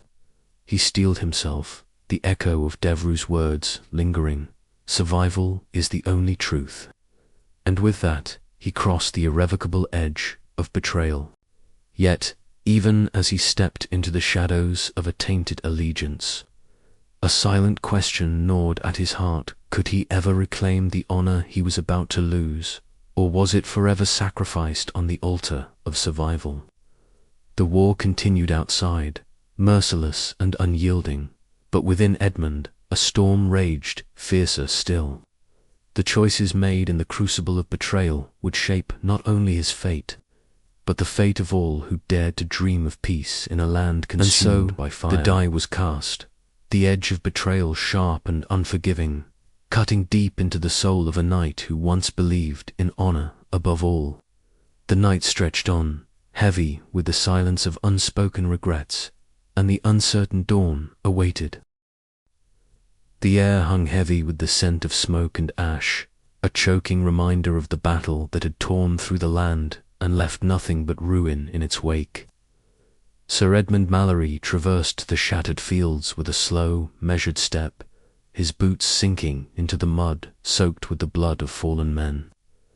The banners that once fluttered proudly now lay tattered and sodden, their colours dulled beneath a layer of grime and soot. Around him, the silence was broken only by the occasional groan of the wounded and the distant crackling of smouldering fires. He moved not with purpose, but as a ghost among the living dead. Each step weighted with the knowledge of what had been lost and what he had sacrificed. His mind churned with memories of the choices that had brought him hither: decision to abandon the house of Lancaster, to pledge fealty to York, a move born out of desperation to survive, but stained with the bitter sting of betrayal. The faces of those he had once called comrades flickered before his eyes, their trust broken, their fates sealed by his hand. The warmth of honor he had clung to was now a cold ember, fading beneath the relentless tide of ambition and survival. As Edmund approached the remains of a once grand oak, its branches shattered and blackened, Lady Eleanor's voice pierced the heavy air. "Edmund," she called, her tone sharp yet laced with anguish. He turned to find her standing at the edge of the devastation, her eyes burning with a mixture of resolve and sorrow. Her gown, though elegant, was marked by the dust of travel and the weight of sleepless nights. The lines around her mouth betrayed the strain of unspoken fears. "You chose this path," she said, stepping closer, her gaze unwavering. "You crossed a line that may never be undone. What future do you see for us, for our children, when the trust of friends and kin lies in ashes?" Edmund met her stare, the conflict within him laid bare. "I did what I must to keep us alive," he replied, voice low but steady. "The war spares no one, Eleanor. To hold to honor in times like these is to invite death." Her breath hitched, a single tear escaping despite her efforts to remain composed. But at what cost? Before Edmund could answer, the heavy oak door of the ruined hall creaked open, and Lord Richard Devereux entered, his presence as commanding as ever. His sharp features were carved in shadow and cold light, his eyes gleaming with the ruthless ambition that had propelled him to the heart of York's power. He regarded Edmund with a mixture of approval and calculation. "So, Sir Edmund Devereux intoned, his voice smooth like polished steel, you have arrived at the crossroads of destiny. Your choice has shifted the balance, but the game is far from over. Remember, loyalty is a currency more precious than gold in these times, and debts must be repaid." Edmund nodded, swallowing hard against the bitter taste of his own conscience. "I am aware, my lord." The words hung between them, a fragile truce forged in shadows. Later, in the quiet sanctuary of the ruined chapel, Brother Matthew sat beside Edmund, his weathered hands folded in prayer. The flicker of candlelight cast dancing shadows on the stone walls, lending an air of solemnity and calm amid the chaos. "Peace is not found in the absence of conflict, Edmund," the monk murmured, his voice gentle but firm. "It is born in the acceptance of our faults and the courage to seek forgiveness, however distant it may seem." Edmund gazed down at his clasped hands, the knuckles white with tension. "I fear there is no forgiveness for what I have done," he confessed. "Only the cold judgment of history and the whispers of those I once called friends." Brother Matthew placed a comforting hand on his shoulder. "The path ahead is uncertain, but it is not without hope. The ashes of the crown may yet give rise to new beginnings, if one dares to believe." Outside, the wind stirred the remnants of the battlefield, carrying with it the echoes of lost dreams and shattered loyalties. Edmund rose slowly, a faint resolve settling into his weary bones. The war had changed him irrevocably, but within the ruin lay the fragile seed of survival. He would have to live with the consequences of his choice. But in the quiet moments that followed, a question stirred within him, a question that would shape what remained of his days. Could a man forged in betrayal find redemption in a land scorched by ambition? The road ahead was uncertain, fraught with peril, but Edmund Mallory was no stranger to hardship. As the first light of dawn pierced the smoke-darkened sky, he steeled himself to face whatever fate awaited. The ashes of the crown lay cold and broken, but from them, perhaps, a new hope might kindle. Yet, even as hope flickered, the shadows of the past lingered close, and Edmund knew that the legacy of his choices would haunt him long after the battles ceased. The war was not merely fought on fields stained with blood, but in hearts burdened with regret and the unyielding thirst for power. And so, amid the stillness of a land weary from conflict, the story of Sir Edmund Mallory continued, marked by loss, shaped by ambition, and forever bound to the fragile, fleeting crown that so many had died to claim. The twilight seeped through the high mullioned windows of Mallory Manor, casting long, sombre shadows across the worn stone floor. Sir Edmund Mallory sat heavily in his chair, the weight of the day's counsels and whispered threats pressing down on his shoulders like a physical burden. His eyes, sharp yet weary, traced the curling smoke from the guttering candle on the wooden table. Across from him, Lady Eleanor stood poised, her silhouette framed by the dim light. Her resolute eyes met his with quiet strength, a balm to his restless mind. "You are not alone in this," she said softly, stepping closer. "Whatever storms break, we face them together. Our family, our future, they depend on it." Edmund's jaw clenched as he absorbed her words. The fractures within their hold on power had deepened since he pledged fealty to York. The shifting tides of allegiance left him isolated, vulnerable to both the ambitions of Lord Richard Devereux and the simmering animosity of Sir Thomas Grey. The once clear lines of loyalty had blurred into a treacherous labyrinth. At the council meeting earlier that day, Edmund had felt the cold sting of suspicion from Yorkist sympathizers, who eyed him as little more than a turncoat. Their veiled threats and careful words were daggers in silk, and Edmund knew the precariousness of his position. Each decision, each alliance, risked setting aflame the fragile peace he struggled to maintain. "We must be cautious," Eleanor advised, her voice steady despite the tension thickening the air. "The enemy watches for any sign of weakness." Their conversations often circled back to trust, a scarce commodity in these times. Edmund found solace in Eleanor's unyielding presence, a beacon in a landscape marred by betrayal and bloodshed. Yet even in the quiet moments by the hearth, as the firelight danced across their faces, the future remained uncertain. The flickering shadows seemed to echo the fragility of their hold on power, the constant threat lurking just beyond the walls of their home. Outside, the patrolling figures of Sir Thomas Grey's men cast long, menacing silhouettes against the dusk. Their presence was a relentless reminder that survival demanded not only courage, but shrewd calculation. Grey's vendetta was no mere rivalry. It was a symbol of the broader conflict tearing the realm apart, a personal threat that gnawed at Edmund's resolve. As night deepened, Edmund wrestled with the choices he had made and those yet to come. Loyalty had become both a weapon and a cage, and ambition a perilous path fraught with loss. Yet amidst the fractured loyalties and encroaching dangers, a flicker of determination burned within him, a vow to protect what remained of his family's legacy, no matter the cost.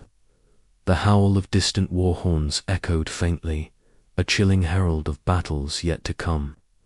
Edmund rose, his gaze steeling as he prepared to meet the darkness head-on. In the fragile balance of power, every moment was a gamble, every alliance a thread that could unravel the tapestry of his life. But in Lady Eleanor's unwavering eyes, he found the strength to face the gathering storm. As the manor settled into uneasy silence, Edmund's thoughts turned to the uncertain dawn. The road ahead was shadowed and perilous, and the fractures within his world threatened to widen into a chasm. Yet from the ashes of broken loyalties and shattered trust, he would forge a path, one that might yet preserve honor or condemn him to ruin. And so, beneath a sky heavy with stars, yet cloaked in darkness, Sir Edmund Mallory steeled himself for the trials ahead, knowing that the fragile nature of power could break at any moment, and that survival would demand sacrifices far deeper than he had ever imagined. The night deepened, but the war within and without raged on, unyielding and merciless, like the land itself. The question lingered, could Edmund hold fast, or would the fractures consume everything he fought to protect? The answer awaited with the coming dawn. The chapel was silent, save for the soft rustle of Brother Matthew's robe as he moved to light a solitary candle upon the ancient stone altar. The flame flickered, casting wavering shadows that danced upon the cold walls, a fragile beacon of warmth in the gloom. Outside, the relentless pall of war hung heavy over the land, but within these hallowed walls, time seemed to slow, offering a rare moment of stillness. Sir Edmund Mallory entered quietly, his steps muffled against the worn flagstones. His face, weathered by battle and burdened by choices too grave for his years, was a mask of thoughtful weariness. He paused near the entrance, eyes falling upon the frail figure of Brother Matthew kneeling before the altar, lost in prayer. The monk's presence was a constant amid the shifting chaos, a silent watcher of souls. Brother Edmund murmured, stepping forward, "Your prayers are needed more than ever." Matthew rose slowly, the lines upon his face deepening as he regarded Edmund with soft, weary eyes. "The Lord hears all prayers, Edmund, though his answers may be veiled in shadow. Tell me what weighs upon your heart." The knight hesitated, fingers tightening around the leather strap of his sword belt. "I am torn. The path I walk grows darker with each step. To survive, I must forsake the honor I once held sacred. Yet, in doing so, I fear I lose the very soul I fight to protect." A faint sigh escaped the monk. War is no stranger to the testing of faith. It strips men to their core, revealing truth and folly alike. But remember, even in the darkest night, a single star may guide your way. Edmund nodded, though the words offered little comfort. He found a seat upon a wooden bench near the rear of the chapel and sank heavily, the weight of his decisions pressing upon him. Lady Eleanor's footsteps echoed softly in the corridor before she entered, her presence a balm to Edmund's troubled spirit. Her eyes, resolute and bright despite the shadows that gathered around their house, met his with quiet understanding. "The world beyond these walls grows ever more cruel," she said gently, moving to sit beside him. "But within, we must find strength, not only for ourselves, but for those who cannot fight." He reached for her hand, their fingers intertwining in a gesture of shared resolve. "I fear the road ahead will demand more than I can give, She squeezed his hand firmly. "Then let us walk it together." Brother Matthew's voice softened as he resumed speaking, his words weaving a tapestry of solemn reflection. "The scriptures speak of trials that test the spirit, not to break it, but to forge it anew. Yet the cost of such forging is often unseen, the erosion of innocence, the quiet despair that lingers in the heart's recesses." Edmund's gaze fell to the floor, the flickering candlelight mirrored in his eyes. "How does one bear such a burden?" "By remembering that no man carries it alone," the monk replied. "Faith is not the absence of doubt, but the courage to seek light despite it." As the hours wore on, their conversation turned to the lives lost, the betrayals endured, and the hope that still flickered faintly amid ruin. Edmund confessed his fears of becoming a man unrecognizable to those he loved, a man shaped more by ambition and survival than by chivalry and honor. Brother Matthew listened, offering no easy answers, only the steady presence of a witness to the soul's battle. The war outside is echoed within. To navigate it, you must first understand the war within yourself. Outside, dawn crept slowly over the horizon, pale light filtering through narrow windows and casting a silver sheen upon the cold stone. Lady Eleanor rose, moving to stand by the window, her silhouette etched against the breaking day. She watched as the mist clung to the scarred earth, a stark reminder of the war's relentless grasp. "There is still a future beyond these ashes," she whispered, more to herself than to those present. "We must believe in it." Edmund joined her, their shoulders touching briefly. A silent vow passed between them. The path ahead was uncertain, fraught with peril and moral compromise. But in this quiet moment, they found a flicker of hope. The morning prayers concluded. Brother Matthew's final words hung heavy in the air. "The soul's journey is long and often lonely, but it is not without grace. Walk it with courage, Edmund Mallory, and may you find peace amidst the storm." As the chapel doors creaked open, letting in the cool morning air, Edmund felt the weight of his choices anew. The silent watcher had spoken, and though the answers were not clear, the questions remained questions that would shape the very marrow of his being in the days to come. Outside, the war raged on, but within these walls, a fragile sanctuary endured a testament to the enduring human spirit even amidst the darkest of times. And yet, as Edmund stepped into the uncertain light of dawn, the shadows of doubt clung tightly, whispering that the cost of survival was far from paid, and the true battle was only just beginning. The dawn was a pale promise, casting a fragile light over the charred remains of the village where Sir Edmund Mallory stood alongside Lady Eleanor. The air was thick with the acrid scent of smoke mingled with the damp earth, a stark reminder of the relentless destruction that the Wars of the Roses had wrought upon the land. Edmund's eyes, though weary and shadowed by sleepless nights, searched the horizon with a flicker of determination. Here, in the ashes of loss, he sought the faintest glimmer of hope. Lady Eleanor's hand found his a gesture of steadfast support amid the ruin. Her resolute eyes met his briefly, conveying a shared burden heavier than words. "We cannot let this be the end," she said softly, her voice steady despite the tremor of grief beneath. "For our children, for the future of Mallory, we must find a way to rise again." Edmund nodded, the weight of her conviction anchoring his resolve. The war had stripped away many illusions. The romantic idealism of chivalry was now replaced by the harsh calculus of survival. Yet within that cold reckoning, a spark remained, an ember of human resilience, refusing to be extinguished. As they turned from the devastation, the sounds of the camp stirred nearby.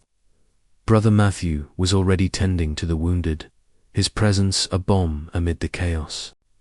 In the flickering candlelight of the makeshift infirmary, the monk whispered prayers over broken bodies, his voice a steady cadence that spoke of faith unbowed by carnage. Edmund approached, watching Brother Matthew's gentle ministrations. The monk's eyes, deep and somber, met his with understanding. "There is more at stake than flesh and blood," Matthew murmured. "Our souls are tested in these dark times. Yet even in shadow, the light of hope endures." The words struck a chord within Edmund's conflicted heart. The spiritual cost of the war was a weight he bore silently, wrestling with doubts and fears that gnawed at his conscience. It was in moments like these that he found brief sanctuary, a glimpse of the man he once aspired to be. Meanwhile, Captain Robert Hale awaited him beneath the gnarled branches of ancient oaks, the early morning mist weaving through the leaves like ghostly threads. Hale's expression was grave, his posture taut with the urgency of their predicament. "We cannot continue as we are," Hale said, his voice low but firm. "Our forces are depleted, morale fraying. But I have heard whispers of discontent among the Yorkists. There may be a chance to turn the tide if we are willing to take it." Edmund considered the proposition carefully. To align with former enemies was a perilous gamble, one that risked betrayal and ruin. Yet the alternative was a slow death in the shadows of defeat. "Tell me everything," Edmund urged, his strategic mind already weighing the possibilities. Their plans unfolded in hushed tones, a delicate dance of trust and caution. Hale's knowledge of the enemy's fractured loyalties presented a slender opening, a fissure through which hope might seep. Days later, under the cloak of twilight, Edmund ventured to a secret meeting in a shadowed grove far from prying eyes. The air was thick with the scent of damp leaves and earth, the silence punctuated only by the distant call of a night bird.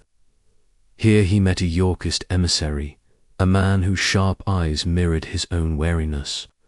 Their exchange was terse, laden with the weight of history and suspicion.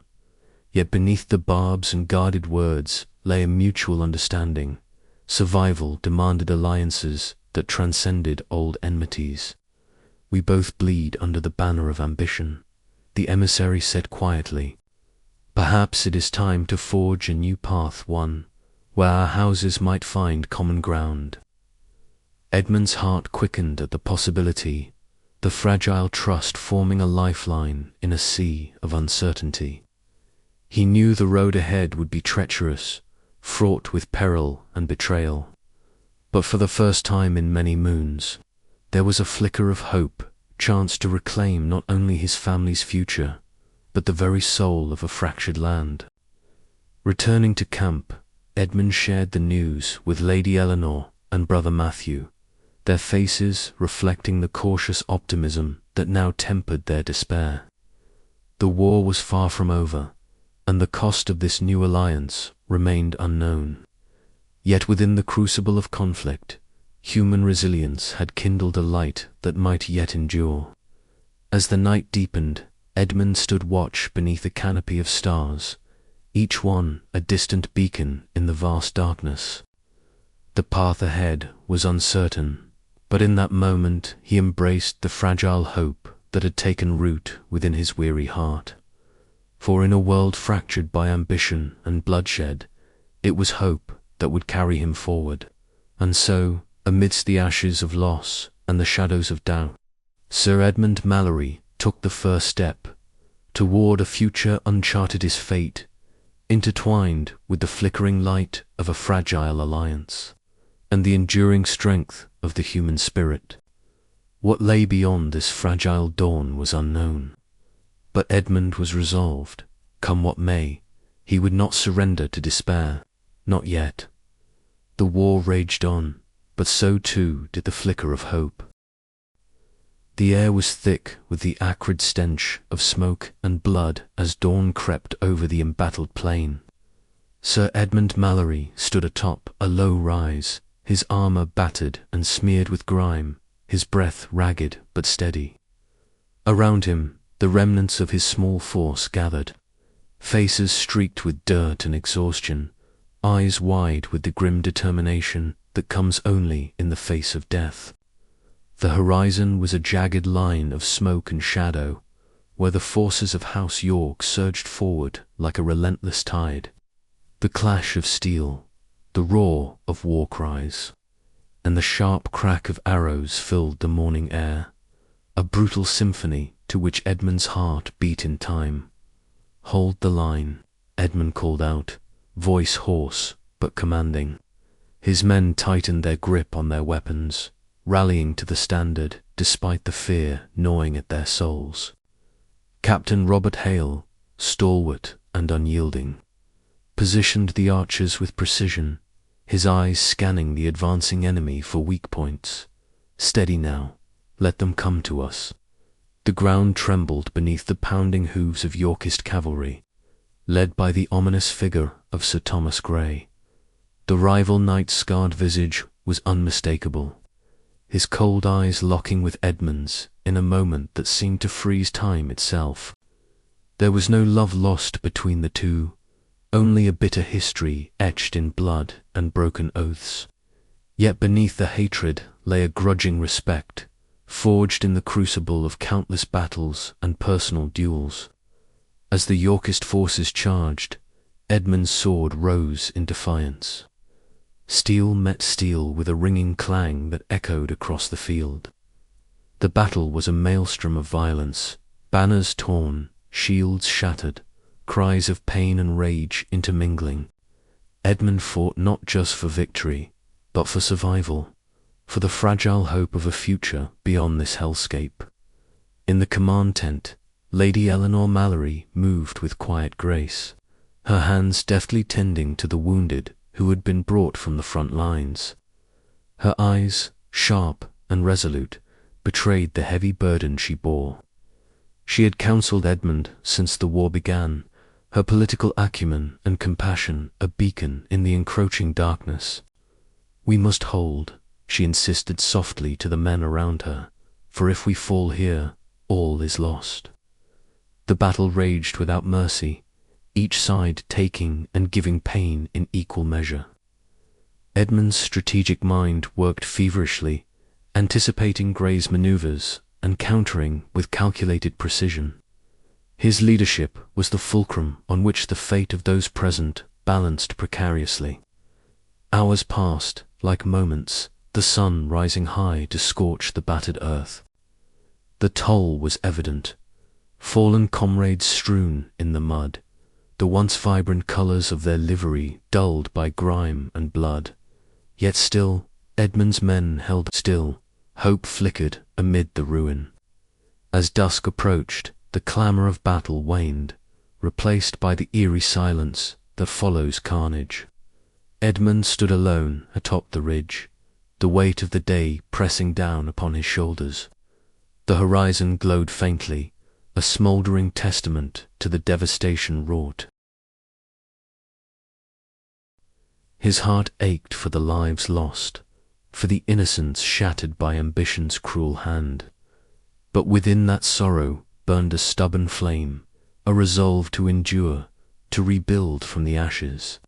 The last stand had not been in vain. Though battered and broken, Edmund Mallory remained a symbol of resilience amid the chaos. And as the stars began to pierce the velvet night, a question lingered in the cold air. What price would survival demand next? The morning light was a pale, reluctant thing as it seeped through the cracked shutters of the great hall, casting long shadows over the weathered wooden floorboards. Sir Edmund Mallory stood silent, his gaunt figure silhouetted against the weak dawn, eyes fixed on the distant horizon where the smouldering remnants of battle still whispered their mournful tales. Around him lay the heavy silence of loss, the air thick with the bitter temps of smoke and blood, and the faint echo of voices now stilled by death. It had been a cruel reckoning. The battle had left its mark not only on the land, but etched deep into Edmund's very soul. where once his heart had swelled with the noble ideals of loyalty and honor. Now hardened pragmatism took root, nourished by betrayal and survival's ruthless demands. The faces of comrades lost flickered in his memory, brave men felled by the merciless tide of war. Their sacrifices a heavy toll he bore, like an unseen chain about his neck. His hands, once steady and assured in the tilt of a sword, trembled slightly as he adjusted the worn leather straps of his gauntlets. The weight of leadership pressed upon him more heavily than any armor, bearing down with the unyielding force of consequence.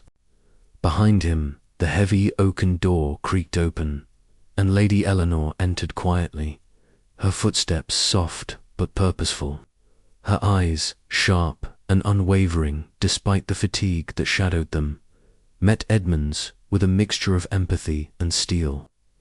She moved to his side, her presence a balm to the chafing wounds of grief and doubt. "The survivors gather," she said softly, voice steady but edged with sorrow. "They look to you, Edmund. They need you now more than ever." He nodded, swallowing the tightness in his throat. The war had changed everything. The ideals they once held dear had been ground beneath the wheels of ambition and betrayal. Yet in this crucible of fire and loss, a new resolve was forged. Survival demanded not purity of heart, but clarity of purpose. Later that day, in the quiet sanctuary of the family chapel, Brother Matthew knelt in prayer. His voice was a gentle murmur, a litany of supplication for the souls lost and the living burdened by guilt.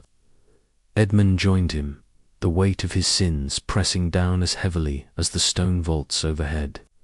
The spiritual cost of their strife was laid bare in the flickering candlelight, a reminder that even amidst the clamor of battle, the soul's reckoning was inescapable. Outside, Captain Robert Hale approached with measured steps, his face etched with the scars of countless conflicts. He unfurled a tattered map across the table, fingers tracing the jagged lines of contested lands and shattered alliances. "We've lost much," Hale said grimly, "but the fight is not yet over. Your leadership will be the beacon in this darkness, Sir Edmund." Edmund studied the map, the weight of his choices pressing on him. Each line represented not just territory, but lives, hopes, and broken dreams. The path ahead was fraught with peril, yet in the depths of despair, a flicker of determination kindled anew. That evening, as the sun dipped below the horizon, casting the world in hues of fire and ash, Edmund stood once more upon the battlements. The land he had pledged to protect lay in ruins, yet the stubborn pulse of life persisted beneath the surface. He understood now the true price of survival, a cost paid in broken oaths and shattered loyalties, but also in the fierce, unyielding will to endure. "We carry the ashes of the crown," he whispered to the wind, "but from these ashes we shall rise again." The night was silent, save for the distant howl of wolves and the soft rustle of the wind through scorched fields. Edmund's gaze lingered on the stars, emerging one by one, fragile beacons in the dark. Tomorrow would demand courage anew, and though the wounds of the past would never fully heal, the future beckoned, uncertain, yet alive with possibility. And so, with a heart tempered by regret and resolve, Sir Edmund Mallory prepared to face the dawn. A man remade by the cruel crucible of war, ready to bear the burden of survival and the uncertain legacy it carried. The sky hung low and heavy with the smoke of 1,000 torches, the orange glow faintly illuminating the shattered remnants of the battlefield below. Sir Edmund Mallory stood alone on the crest of a hill, his gaunt silhouette stark against the fading light of dusk. The acrid scent of burnt wood and scorched earth filled the air, mingling with the distant groans of the wounded and the hollow silence of loss. His keen eyes, once bright with the fire of youthful ambition, now held the weight of countless harrowing battles and bitter betrayals. He breathed deeply, the cold air biting into his lungs, and let the stillness settle around him like a shroud. Years of conflict had reduced England to a fractured land. Torn asunder by the relentless wars of the Roses, the crown, once a symbol of unity and justice, lay in ashes scattered by the greed and machinations of men thirsting for power. Edmund's own journey had been a tempest of shifting loyalties and agonizing choices. From an idealistic knight sworn to House Lancaster, he had been forced by circumstance to embrace pragmatism, even betrayal, to protect those he loved and to survive. The cost had been steep, friends lost, honor stained, and a soul scarred beyond repair. The wind whispered through the skeletal trees, carrying with it echoes of past glories and shattered dreams. Edmund's thoughts drifted to Lady Eleanor, his steadfast wife and counsel, whose strength had been his anchor in the darkest storms. Their home, though modest and battered, remained a sanctuary amid the chaos, a fragile bastion of hope, where love endured despite the world's cruelty. Returning from the hill, Edmund found Eleanor waiting by the hearth, her resolute eyes meeting his with a mixture of relief and quiet sorrow. The flickering firelight danced across her elegant features, revealing lines carved by worry and endurance. They spoke little, 4 words felt inadequate to bridge the gulf carved by war, but in their shared silence was a profound understanding. Together they had survived the unthinkable, yet the path ahead remained uncertain. That evening, Brother Matthew came to visit. The aged monk, whose serene countenance belied the turmoil within, offered Edmund counsel by candlelight. His voice, gentle yet unwavering, reminded Edmund of the spiritual cost of their strife and the need for forgiveness, not only from God, but from oneself. The conversation stirred a fragile seed of peace within Edmund's restless heart, a reminder that even in devastation there could be grace. Days passed in a slow rhythm, each one a testament to endurance.